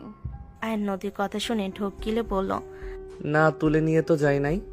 আয়নের কথা শুনে সবাই হাসতে লাগলো। নদী রাগী লোক নিয়ে নিচে তাকাতে আয়ন তাড়াতাড়ি ওইখান থেকে সরে গেল। আয়ন বাহিরে গিয়ে রায়হান চৌধুরী আর ভাবির আব্বুর হাতে হাতে কাজ করে দিতে লাগলো। ভাবি এসে বলল, আয়া, এসব কাজ রাখো, তুমি খাবার খেয়ে নিবে, আসো। পরে খাবো। আর একটু কাজ আছে। চলো খেয়ে আসি, সবাই তারপর কাজ করি। ভাবি আব্বু নিয়ে গেলে আয়ান গেল। আয়ান রুমে গিয়ে ফ্রেশ হয়ে সবার সাথে খেতে বসলো। নোভা বলে উঠল, আপু ভাইদের সাথে ঘুমোতে দিয়েছিল, তা তোমাকে এভাবে মশা কিস করলো কেমনে? নোভার কথা শুনে সবাই হাসতে লাগলো। রূপা বলে উঠল, নোভা থামো, আমাগো তো আর জামাই নেই যে আমরা এসব বুঝবো। রূপার কথায় নদী রাগি লুক নিয়ে তার আক্কাতেই রূপা চুপ হয়ে গেল। আয়ান তাড়াতাড়ি করে খেয়ে বাসার বাহিরে গিয়ে কাজ করতে লাগলো। সন্ধ্যের দিকে আয়ান সব কাজ শেষ করে গোসল করে নিল। নদী আয়নকে শার্ট প্যান্ট আর ব্লেজার দিল। আয়ন শার্ট প্যান্ট পরে নিল। নদী আয়নের চুল ভালোভাবে মুছে দিয়ে বলতে লাগলো, সবাই তোমার অনেক প্রশংসা করছে। সবাই বলতেছে বড় ভাইয়ের মতো দায়িত্ব পালন করছো। আতিয়া অনেক আফসোস করছিল, ওর ভাই ওইসব নিয়ে মাথা ব্যথা না, অথচ তুমি কত সুন্দর সব দায়িত্ব পালন করলে। ও জান, তোমাকে এই পোশাকে সুন্দর লাগছে। পাম দেওয়া হচ্ছে? আরে না, সিরিয়াসলি, তুমি যা পড়ো তাতে আমাকে মুগ্ধ করে দেয়। হয়েছে, চলেন। আয়ন নদীর সাথে হাসাহাসি করতে করতে রুম থেকে বের হলো। হঠাৎ করে আয়ন থমকে গেল। আত্মীয় একজন বয়স্ক মহিলাকে জড়িয়ে ধরে বলছে, দাদিমা, আপনি এসেছেন, আমি অনেক খুশি হয়েছি। আব্বুকে কত করে বলেছি, দাদিমা না আসলে আমি এঙ্গেজমেন্টের স্টেজেই উঠবো না। আমার দাদুমণির এঙ্গেজমেন্ট আর আমি আসবো না, তা কি হয় নাকি? রায়ান, আমার লাগেজ রেখে আয়। নিয়ে যাচ্ছি আম্মা। আপনার মা আছে? আপনি এতিম না? কি এতিম? আমার আব্বু এতিম হইলে উনি কে? এইটাও আমার দাদিমা। আরে দাদু নানার সাথে কথা বলছে, ওইটা আমার বড় চাচু চাচি। আয়নের হাত পা কাঁপতে লাগলো। আয়ন কাঁপা কাঁপা কণ্ঠে বলল, সত্যি তোমার নিজের দাদা দাদি? এই ছেলে কি বলো? আমার নিজের সন্তান হবে না তো কার? কে রে আতিয়া এটা? নদী আপুর হাজবেন্ড। ও আচ্ছা, দাদু আমি ওর নিজের দাদিমা। তোমার সাথে আজ প্রথম দেখা হলো। আয়নের চোখ দিয়ে পানির জমাট বাঁধলো। আয়ন ভাবতে লাগলো, আমার মাকে এত বাজেভাবে ঠকিয়েছে কেন? আমার মাকে মিথ্যা পরিচয় দিয়ে পালিয়ে নিয়ে গিয়ে বিয়ে করছিল কেনই বা? আমাদের ছেড়ে এই মহিলাকে বিয়ে করলো কেন? এমন করলো কেন? আয়ন রাগে রায়হান চৌধুরীর দিকে তাকালো। রায়হান চৌধুরী হাসি দিয়ে বুকটা ফেটে যেতে লাগলো। আয়ন চোখে পানি পড়ার আগেই আয়ন চোখ মুছে তাড়াতাড়ি করে বের হয়ে গেল। নদী ডাকলে আয়ন কোনো কথা না বলে চলে গেল। আয়ন বাসা থেকে বের হয়ে সিএনজি নিয়ে সোজা ওর আম্মুর কাছে চলে গেল। আয়ন ফ্ল্যাটের ভিতর গিয়ে দরজা নক করলে কাজের লোক দরজা খুলে দিল। আয়ন ওর আম্মুকে সোফায় বসে থাকতে দেখে আয়ন এগিয়ে গেল। আয়নকে দেখে বলল, কি ব্যাপার আয়ান, তুই এখানে কেন? আজ তো তোর বোনের এঙ্গেজমেন্ট। আমার কোনো বোন নাই। ওই তোর সম্পর্কে বোন হয়, কখনোই ভাই বোনদের পর ভাবিস না। আয়ন ওর আম্মুর পায়ের কাছে বসে কোলে মাথা দিয়ে অঝরে কান্না করতে লাগলো। আয়নের আম্মু বলে উঠল, আয়ান কি হয়েছে, কান্না কেন করিস? আয়ান, তোর আব্বু তোকে কিছু বলেছে নাকি? আয়ান আমার দিকে তাকা। আম্মু, ওই লোকটাকে আমার আব্বু বলবে না, আমি ওনাকে ঘৃণা করি। আম্মু, ওই লোকটা বেঈমান প্রতারক। আম্মু, ও শুধু তোমাকে ঠকায় নাই, ওই সবাইকে ঠকাইছে। আম্মু, ওই লোকটা কোনো এতিম ছিল না। আমি, ওনার মা বাবা, ভাই বোন, ভাবি সবাইকে দেখলাম। আয়নের আম্মু অবাক হয়ে গেল। আয়নের আম্মু বলল, কি বলিস? দূর, হয়তো বাবা মা বানাইছে কাউকে। না আম্মু, ওর নিজের বাবা মা ওরা। আমি প্রথমে তাই ভেবেছিলাম। আতিয়া আর ওই ভদ্র মহিলা বলছে। আয়ন ওর আম্মুকে প্রথম থেকে খুলে বলল। আয়নের আম্মুর শ্বাসকষ্ট হতে লাগলো। আয়ন বলতে লাগলো, আম্মু আম্মু, কি হলো তোমার? আম্মু কথা বলো। আয়ন ওর আম্মুকে জড়িয়ে ধরে কান্না করতে লাগলো।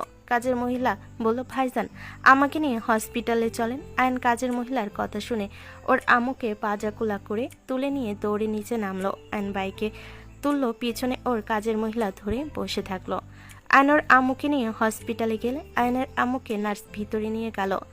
আয়ন কান্না করতে লাগলো। ডাক্তার আয়নের আম্মুকে দেখতেই ভিতরে চলে গেল।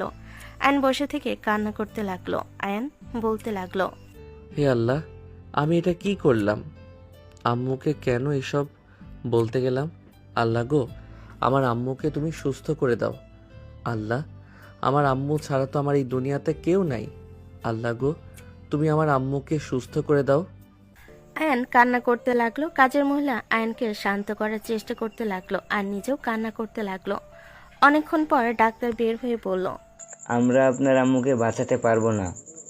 ওনাকে তো আগেই বলেছি বেশি টেনশন না করতে, সবসময় হাসি খুশির ভিতরে থাকতে।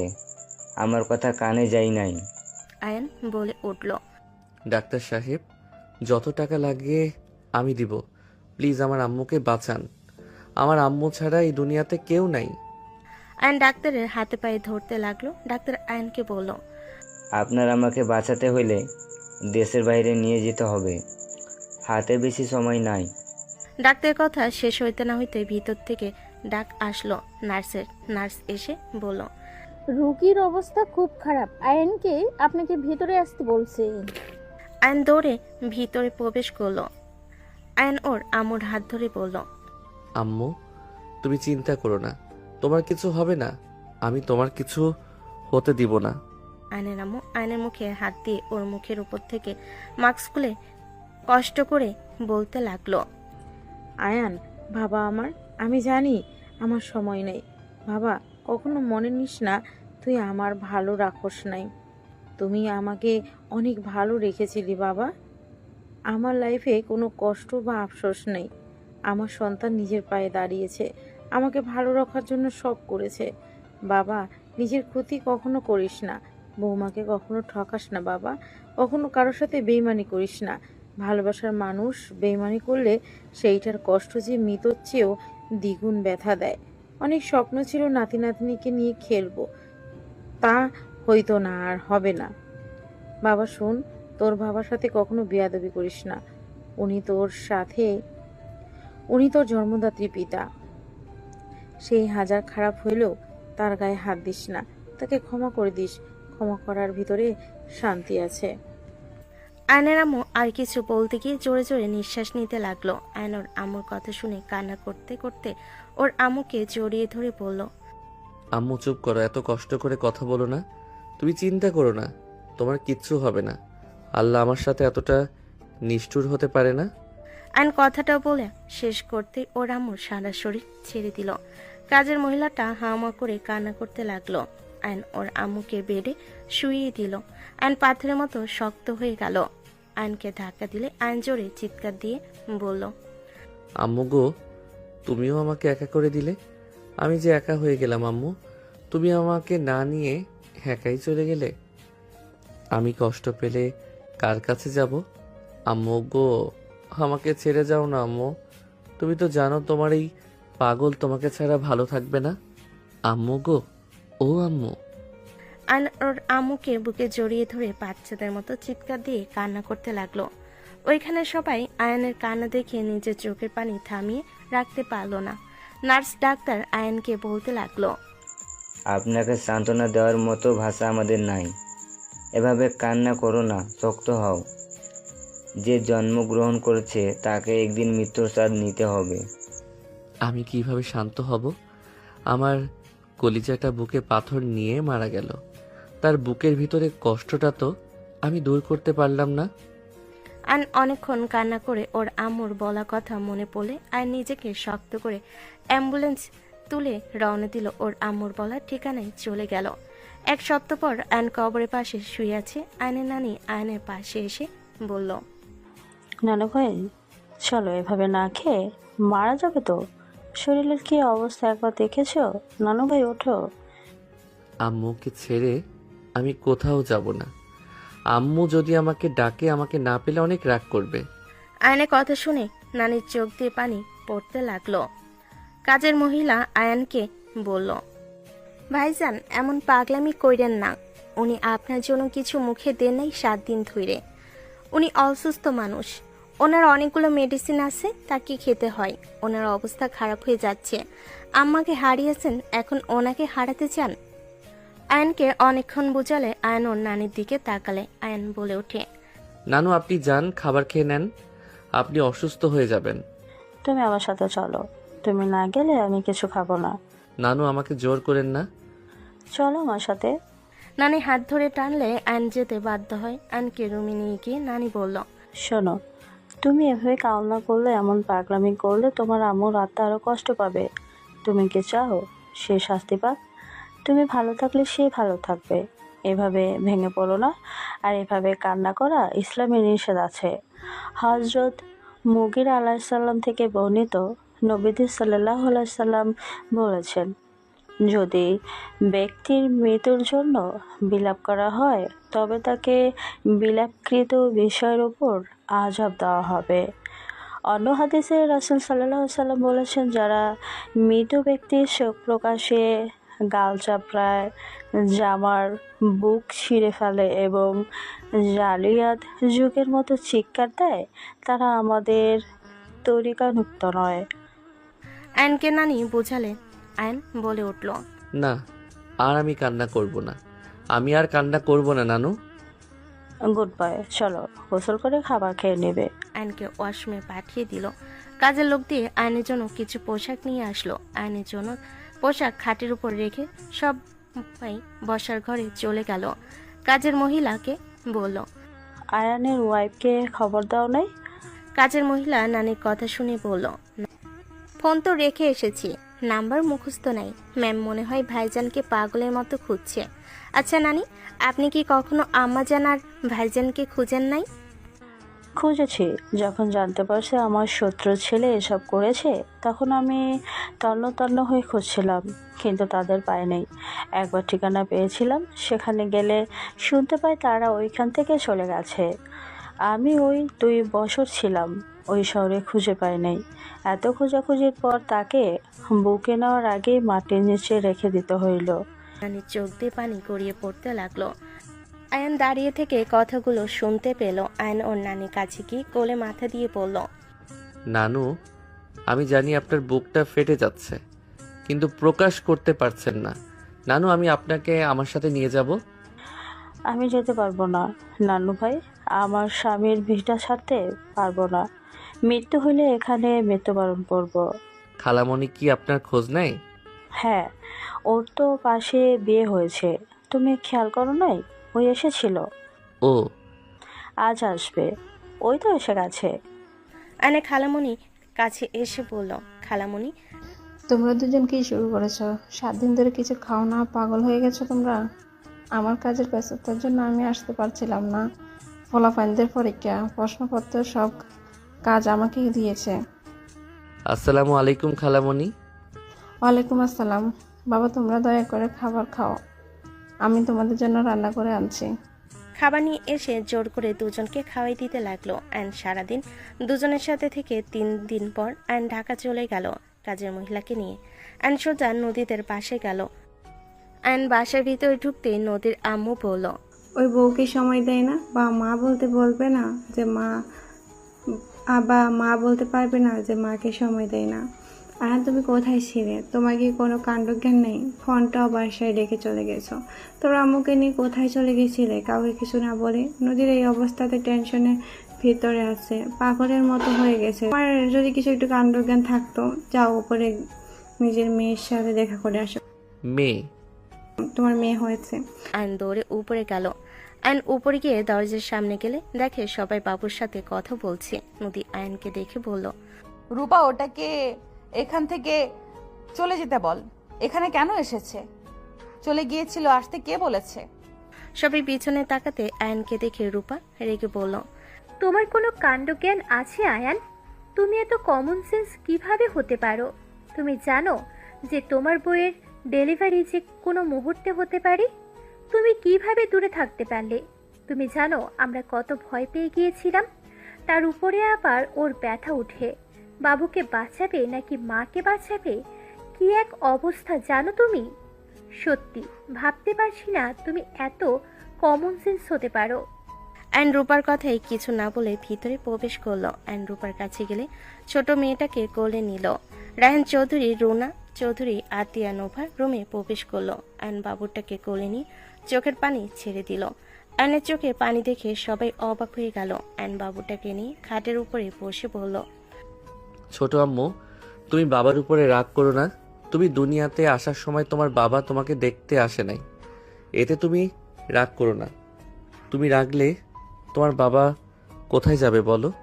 জানো ছোট আম্মু, তুমি আমার লাইফের এমন সময়ে এসেছো, তুমি আমার শূন্য স্থানটা পূর্ণ করার জন্য এসেছো। আমার একটা মাকে নিয়ে আমাকে আরেকটা মা এই দুনিয়াতে আল্লাহ দিয়েছে। আমি তোমাকে অনেক যত্নে রাখবো। তোমার চোখের পানি আমি কখনো আসতে দিব না। আয়ন ডুকরে কান্না করে উঠল। নদী চমকে উঠল। নদী আয়নের কাঁধে হাত রেখে বলল, আয়ান কি হয়েছে তোমার? তোমাকে এমন দেখাচ্ছে কেন? এই কয়েকদিনে কোথায় ছিলে? এই কয়েকদিনে তুমি এত শুকিয়ে কেন গেছো? মুখ ভর্তি দাড়ি হয়ে গেছে। 10 দিনে কি এমন হলো তুমি এতটা শুকিয়ে গেলে? মুখ কেমন ফ্যাকাশে হয়ে গেছে। আয়ান কি হয়েছে বলো আমাকে। আয়ান কি হয়েছে তোমার? রায়হান চৌধুরীর কণ্ঠ শুনে আয়নের রক্ত মাথায় উঠে গেল। আয়ন রায়হান চৌধুরীর দিকে অগ্নি চোখে তাকালো। আয়ন রাগে বাবুকে নদীর কোলে দিয়ে আয়ন রায়হান চৌধুরীর কলা চেপে ধরে মারতে যাবে। সবাই আয়ন বলে চিৎকার দিল। আয়নের আম্মুর কথা মনে পড়লে আয়ন হাত নামিয়ে নিয়ে কলা ঠিক করে দিতে দিতে বলল, ভালো থাকেন আপনি, আর আমার চোখের সামনে আসেন না। আমি আমার আম্মুর কথা রাখতে পারবো না। আমার আম্মু বলে গেছে আমি যেন আপনার গায়ে হাত না তুলি, তাই আপনি আমার সামনে থেকে চলে যান। আমার রক্ত মাথায় উঠে যাচ্ছে। আপনার এই চেহারা, আপনার কণ্ঠ শুনলে আমার মাথায় রক্ত উঠে যাচ্ছে। আপনাকে আমার খুন করতে ইচ্ছে করছে, আপনি চলে যান। আয়ন কথাগুলো বলে বারবার এক কথা রিপিট করতে লাগলো। আয়নের চোখ দিয়ে পানি পড়তে লাগলো। রায়হান চৌধুরী বলে উঠল, আমি চলে যাব। আমি এখানে আমার নাতনিকে দেখতে এসেছি। ওই আপনার নাতনি না? আপনিও কি স্পর্শ করেন না? আপনি স্পর্শ করেন না আমার ছোট মায়ের উপরে। আপনার ছায়া ফেলতে আমি দিতে চাই না। আপনি আমার জন্য অভিশাপ। আয়ন কথাগুলো বলে বাবুকে কোলে নিয়ে বুকের সাথে জড়িয়ে ধরল। নদী আয়নের কাঁধে হাত রেখে বলল, আয়ান আম্মা কোথায়? আয়ান আম্মাকে ফোন দিয়ে বলো বাবুকে দেখতে আসবে না। উনি না বলেছিল বাবুকে দেখতে আসবে? নদীর আম্মু ভিতরে প্রবেশ করে বলল, আয়ান তোমার আম্মুকে জানাও, উনি তো অনেক খুশি হয়েছিল যখন শুনেছিল বাবু পেটে। ওনার চোখে খুশি আমি দেখেছিলাম, সেটা বলার মতো ওনাকে ফোন দিয়ে আসতে বলো। উনি বাবুকে পেয়ে অনেক খুশি হবে। আয়ন নদীকে বলল, তোর ফোনটা দাও তো। আয়নকে ফোন দিলে আয়ন গ্রুপ খুলে ভয়েস দিয়ে বলল, আমি আয়ান, এইটা আমার বউয়ের নাম্বার। ভয়েস দিয়ে আয়ন ভিডিও কল দিল। ভিডিও কল রিসিভ করতে আয়নের নানি আর খালামুনি রিসিভ করে বলল, নানু ভাই পৌঁছে গেছ? জি নানু খালামণি, এই দেখেন আমার ছোট আম্মু আমার কোলে। নানি খালামুনি খুশি হয়ে বলল, আলহামদুলিল্লাহ, মাশাল্লাহ, একদম আমার আপুর মতো হয়েছে, তাই না আম্মু? হ্যাঁ মাশাল্লাহ, আমার তো ওইখানে গিয়ে কোলে নিতে ইচ্ছে করছে। নানু খালামণি বাবু দেখো তোমাদের দিকে তাকাচ্ছে। আয়নের নানি খালামুনি বাবুর সাথে কথা বলতে লাগলো। নানি বলে উঠল, আমার নাতবু কোথায়? আয়ন নদীর দিকে ধরলে দুজন চমকে উঠল। নদী বলে উঠল, আসসালামু আলাইকুম। নানু খালামণি, এইটা আমার বউ নদী। ওয়ালাইকুম আসসালাম। তুমি বড় বিজনেসম্যান ওয়েমান না? আমি ঠিক বুঝতে পারছি। আমার চশমার পাওয়ার কমে গেছে মনে হয়, আমি ভুলভাল চোখে দেখছি। আম্মু, আমারও না চোখে সমস্যা হলো নাকি? এই অল্প বয়সে কেমনে চোখে সমস্যা হলো বুঝতে পারছি না। দুজনে এরকম কথা শুনি নদী লজ্জা পেয়ে বলল, আপনাদের চোখে সমস্যা না? আমি নদী চৌধুরী। উনি নদী চৌধুরী। দুজন হা হয়ে গেল। নানি বলে উঠল, মজা করছো? না নানু, আমি মজা করব আপনার মনে হয়? ওই নদী চৌধুরী। নানু, আপনার বিশ্বাস না হইলে এখানে চলে আসেন। আয়ান। নানি মুখ দেখে আয়ন বুঝে ফেল কি বলতে চাচ্ছে। আয়ন বলে উঠল, নানু আপনার মেয়ে কখনো এইটা করতে দিবে আপনার মনে হয়? আমি ওনার থেকে 10 লাখ টাকা নিয়েছিলাম কর্জ, সেটা দিয়ে রেস্তোরাঁ দিয়েছি। ওনার টাকা ফিরিয়ে দিব 5 লাখ দিয়েছি, আর 5 লাখ দেরি করে দিব। যাক ভালো, দোয়া করি তোমরা সুখী হও। আরে আয়ান, বৌমার খেয়াল রাখো, বৌমাকে কখনো কষ্ট দিও না। এখন তোমার ফ্যামিলি হয়েছে, এ দুনিয়াতে কেউ নাই বললে তোমার ভুল হবে। এখন তোমার লাইফে গুরুত্বপূর্ণ 2জন মানুষ আছে। হ্যাঁ খালামণি, এই দুইজনকে আমি নিজের সাধ্যমতো তাদের ভালো রাখার চেষ্টা করব। নানু ভাই, সময় হলে তোমার গরিব নানুর বাড়িতে ঘুরে যাও। ছি ছি নানু, এসব কি বলেন? মানুষ টাকা পয়সা থাকলে সেই বড় লোক, এটা কোনো মানে হয় না। যার মন ভালো সেই আসল বড় লোক। সুন্দর কথা বলছো। নানু ভাই শোনো, আমার নাতিটাকে কষ্ট দিও না। হয়তো সব শুনেছো, ওকে যেমন দেখছো, একটাই অনেক কষ্ট, বুকে শক্ত করেছি ওকে। তুমিও পাশে থেকো, ওকে একা দিও না। দুজন একে অপরকে সবসময় বোঝার চেষ্টা করবে। সংসার জীবনে অনেক ঝড় তুফান আসবে, কিন্তু কখনো রাগ করে একে অপরের থেকে দূরে যাবে না। যা হবে দুজন একে অপরের সাথে কথা বলে মিটিয়ে নিবে। আমার নাতিটাই বড্ড একা হয়ে গেছে, তুমি আর পিচিটা ছাড়াও শূন্য। নানি চোখ দিয়ে পানি পড়তে লাগলো। নদী আয়নের নানির কথা শুনে বলল, না আম্মু, আপনাকে অনেক মিস করতো। আম্মার মুখে আপনার অনেক গল্প শুনতাম, আপনাকে দেখার অনেক ইচ্ছে ছিল। আজ দেখলাম আপনি এই বয়সে কতটা স্মার্ট। কথাবার্তায় আমি মুগ্ধ হয়ে গেলাম। আপনি আম্মার সাথে যোগাযোগ রাখেন, আম্মা আপনাকে বড্ড মিস করে। আয়ানকে তো সব বলে না, আমাকে সবই বলে। আয়ান কষ্ট পাবে দেখে ওর সামনে প্রশংসা করতো না। নদীর কথা শুনে নানি অবাক হয়ে বলল, যোগাযোগ করব? আয়ান তুমি কিছু বলো নাই? না। আচ্ছা খালামণি, নানু ভালো থাকেন। নদী কিছু বলার আগেই কল কেটে দিল। রুনা চৌধুরী বলে উঠল, আয়ান, তোমার নানুর নাম কি? আনোয়ার হোসেন? জি। কি বলো? উনি স্কুল শিক্ষক ছিল সিরাজগঞ্জ বাসায়, তাই না? হ্যাঁ। হোয়াট?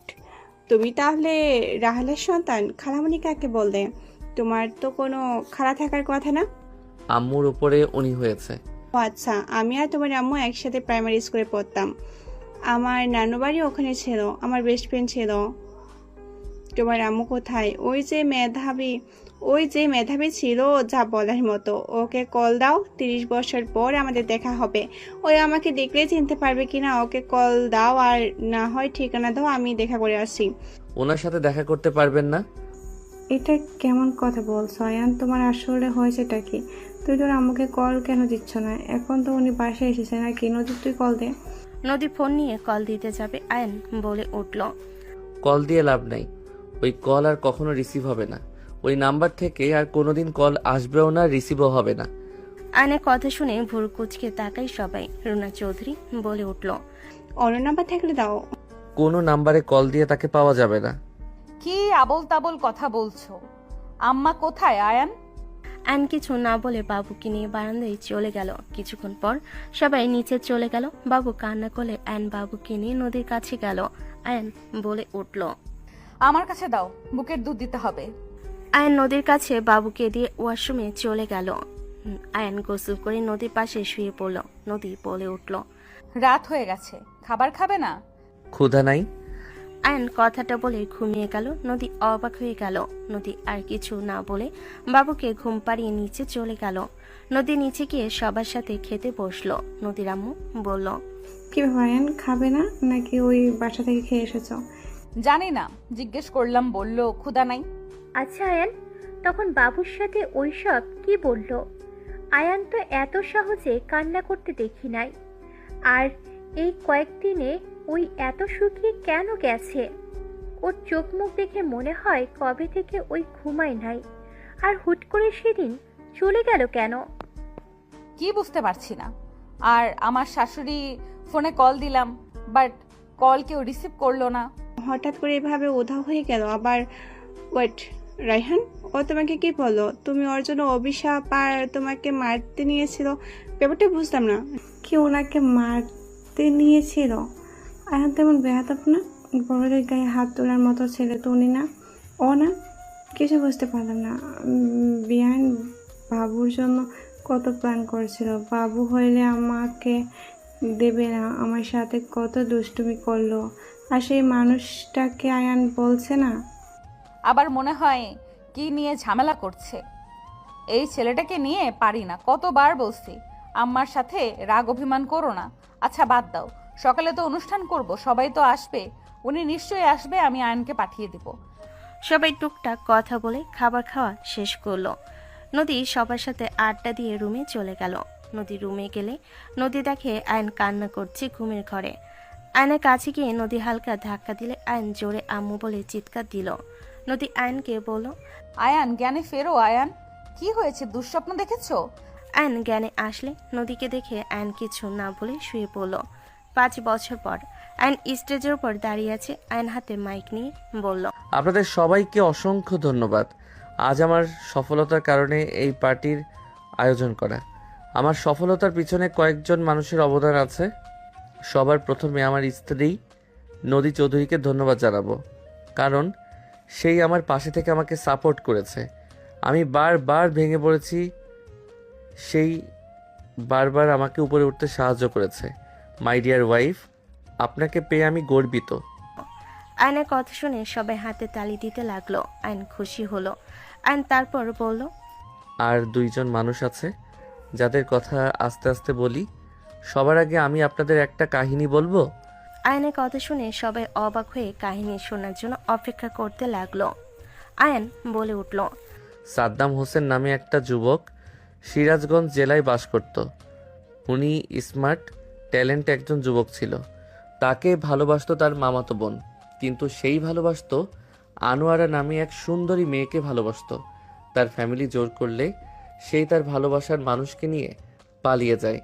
তার 4 বছর পর তাদের একটা কন্যা সন্তান জন্ম নেয়। নাম তার রাহেলা হোসেন। আয়নের কথা শুনে রুনা চৌধুরী, নদী, আয়নের খালামণি, নানি সবাই বুঝতে পারলো কিসের কাহিনী বলছে। আয়ন বলতে লাগলো, তো একদিন পর সাদ্দাম হোসেন মা বাবা তাদের খোঁজ পায়। তারা তাদের নাতনিকে পেয়ে সব ভুলে গিয়ে মেনে নেয়। তাদের বাড়িতে নিয়ে যায় তার মামাতো বোন। ও আবার বিয়ে হয় অন্যজনের সাথে। তার যমজ 2টা ছেলে হয়। সেই সংসার জীবনের সুখই ছিল না। সাদ্দাম হোসেন আনোয়ারা হোসেনকে মেনে নেওয়ার সেই জ্বলে পড়ে যাচ্ছিল। আয়ন কথাগুলো শুনে আয়নের দাদিমা অবাক হয়ে গেল। কে তুমি? পরে বলি কে আমি। যাই হোক, তারপর আবার তারা সুখে সংসার শুরু করে। এমনিতে ওই কাহিনী, এজন্য তার ফ্যামিলির সাথে সম্পর্ক বিচ্ছেদ হয়। কিন্তু ওই মামাতো বোন ঠিক খোঁজখবর নিত আর বিষে ভরে যেত তার মন। সেই বিষ সেই উগরে দেয়। 20 বছর পর তার ছেলেকে এতিম সাজিয়ে ওই বাড়িতে পাঠায়। তার ছেলে মায়ের কথা মতো ওই বাড়িতে থেকে বিশ্বাস জোগায়। সাথে রাহেলা হোসেনকে প্রেমের জালে ফেলে। তখন রাহেলা হোসেনের বয়স 15। তাদের রিলেশন ব্যাপারে জানলে আনোয়ার হোসেন মেনে নেয় না। একমাত্র মেয়েকে কেউ একটা আশ্রিত ছেলের সাথে বিয়ে কেউ দিতে চাইবে না, তার উপরে এতিম। আয়ন কথাগুলো বলতে ওর মেয়ে আব্বু বলে ডাক দিল। আয়ন মেয়েকে কোলে নিল। আয়নের মেয়ে কোলে বসে থেকে আয়নের ফোনে গেম খেলতে লাগলো। একজন জিজ্ঞেস করলো, তারপর বলেন, তারপর আর কি, ওই রাহেলা হোসেনকে নিয়ে ওই ছেলে পালিয়ে যায়। যাওয়ার পর 1 বছরের মাথায় একটা ছেলে সন্তান হয়। ছেলেটা পেটে থাকতে ওই ছেলেটা তাদের রেখে পালিয়ে যায়। রাহেলা হোসেন তার অপেক্ষায় দিন গুনতে থাকে। সন্তানকে একা বড় করতে থাকে। 5 বছর পর খবরের কাগজে দেখতে পায় সেই বিবাহিত ধনী বংশের একটা মেয়েকে বিয়ে করেছে।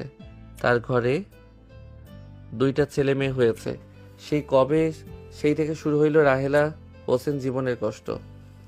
সন্তানকে নিয়ে তার পথ চলার সন্তানের বাবাকে এই পরিচয় দিতে গিয়েও দিতে পারত না, কারণ ধনী পরিবারের জামাই কখনো তার স্বামী হতে পারে কেউ বিশ্বাস করত না। তাই সেই পরিচয় দেওয়া বাদ দিল। ওই এলাকা ছেড়ে আমি এই শহরে পা দেই। এখানে সন্তান বড় করতে থাকে। ওই বাচ্চা ছেলেটার প্রতিনিয়ত যার সন্তান বলে গালি শুনতে হইতো। 19 বছরের সেই সব জেনে তার বাবার কাছে গেছিল। তার পরিচয় চাওয়ার জন্য সেই তার থেকে কিছু চাই নাই, শুধু চেয়েছিল সেই তার জন্মদাত্রী। আয়নের কণ্ঠস্বর চেঞ্জ হয়ে যেতে লাগলো। আয়নের চোখ দিয়ে পানি গড়িয়ে পড়তে লাগলো। সবার চোখে পানি চলে আসলো। আয়ন সবকিছু খুলে বলতে লাগলো, তার মায়ের ফিলিংস সব। লাস্টে বলে উঠল, বলেছিলাম আরেকজনের অবদান। এতক্ষণ যে কাহিনী শুনলাম সব ছিল আমার জীবন কাহিনী। ওই জারদ সন্তানটাই আমি। আয়নের কথা শুনে সবাই কানাঘুষা করতে লাগলো। আয়নের নানি পিছন থেকে আসলে দাদিমা চমকে গেল। ভাবি? উনি আমার নানি আনোয়ারা হোসেন। সবাই কানাঘুষা করার পর বলল, রাহেলা চৌধুরী আজ কোথায়? ওনাকে আমরা দেখতে চাই। বাপের প্রতিশোধ মেয়েটার জীবন শেষ করে দিয়েছে, তাকে আমরা দেখতে চাই। এত কিছুর পর তিনি তার সন্তানকে এত বড় করেছেন। সবাই আয়নের আম্মুকে দেখার জন্য উতলা হয়ে গেল। আয়ন কান্না করে নদী স্টেজে উঠে আয়নকে জড়িয়ে ধরে সান্ত্বনা দিতে লাগলো। নানি বলে উঠল, আসসালামু আলাইকুম। আমি আপনাদের প্রশ্নের উত্তর দেই। আপনারা যাকে দেখার জন্য উতলা হয়ে যাচ্ছেন তাকে দেখানো আমাদের পক্ষে সম্ভব না, কারণ আজ থেকে 5 বছর আগে এই দুনিয়ার মায়া ত্যাগ করে না ফেরার দেশে চলে গেছে। কথাগুলো বলে চোখের পানি মুছতে লাগলো। নদী সবাই স্তব্ধ হয়ে গেল। রায়হান চৌধুরী বলে উঠল, কি রাহেরা মারা গেছে? আয়ান, এসব নানু কি বলছে? আম্মা মারা গেছে মানে? এটা মিথ্যা কথা বলো, আম্মা মারা যেতে পারে না। মিথ্যা না, আম্মু আমাকে ছেড়ে চলে গেছে শুধুমাত্র ওদের জন্য। আয়ন উঠে রায়হান চৌধুরী আর দাদিমার দিকে হাতের ইশারা করলে সবাই দুজনের দিকে তাকালো। রুনা চৌধুরী বলল, রায়হান, তুমি সেই ব্যক্তি? না মানে রুনা। দাদু ভাই, আমাদের ক্ষমা করে দাও। তোমার আম্মু থাকলে আমি পায়ে ধরে ক্ষমা চাইতাম। চুপ, আপনার মতো নোংরা মহিলা আমি একটাও দেখি নাই। আয়নের কথা শুনে সবাই শিশু হয়ে গেল। সাংবাদিকরা সবাই রায়হান চৌধুরীর দিকে ক্যামেরা ধরে রায়হান চৌধুরী পালাতে লাগলো। আতিয়া বলে উঠল, তাহলে তুমি আমার ভাই? আয়ান বাকি বক্তব্য শেষ করলো। আয়ন ওর ফ্যামিলিকে নিয়ে গাড়িতে করে বের হইল। কিছু দূর গেলে আয়ন দেখে রায়হান চৌধুরী রাস্তায় পড়ে আছে আর দাদিমা বলছে, কেউ আমাকে সাহায্য করো, আমার ছেলেটা মারা যাবে, আমাকে হসপিটালে নিয়ে যেতে সাহায্য করো। রুনা চৌধুরী গাড়ি নিয়ে চলে গেল। ওদের দিকে তাকালো না। আয়নের গাড়ির সামনে দাঁড় করিয়ে পড়ল, আয়ান, চলে যাও। সাহায্য করার ইচ্ছা আছে তোমার? দেখতে ভালো লাগছে আমি যেমন আমার মায়েকে বাঁচাতে পারি নাই, ওনার মৃত্যুর ফিল নিব। রুনা চৌধুরী চলে গেল। চোখের কোণায় পানি চলে আসলো। রুনা চৌধুরী ভাবতে লাগলো, তুমি আমাকে কখনো ভালোবাসোনি। তুমি আমার ফ্যামিলি শুধু আমাদের টাকা দেখেছো। আমাকে কখনোই মানসিক শান্তি দাও নাই। নিজের ফ্যামিলির বিরুদ্ধে বিয়ে করে কখনো অভিযোগ করতে পারি নাই। আজ তোমার পাপের শাস্তি তুমি পেয়েছ। রুনা চৌধুরী চলে গেলে নানি বলে উঠল, বাসায় চলো। অপেক্ষা করেন, ওর নিঃশ্বাস ছেড়ে দিলে যাব। আয়নের মেয়ে আয়নকে বলল, পাপা, দাদু তোমার মতো লাগছে। দাদু কাছে যাব? তোমার দাদু না অন্য কেউ? মেয়েটা আর কিছু বলল না। রায়হান চৌধুরী মৃত হইল। দাদিমা জড়িয়ে ধরে হামা করে কান্না করতে লাগলো। আয়নের মুখে হাসি ফুটে উঠল।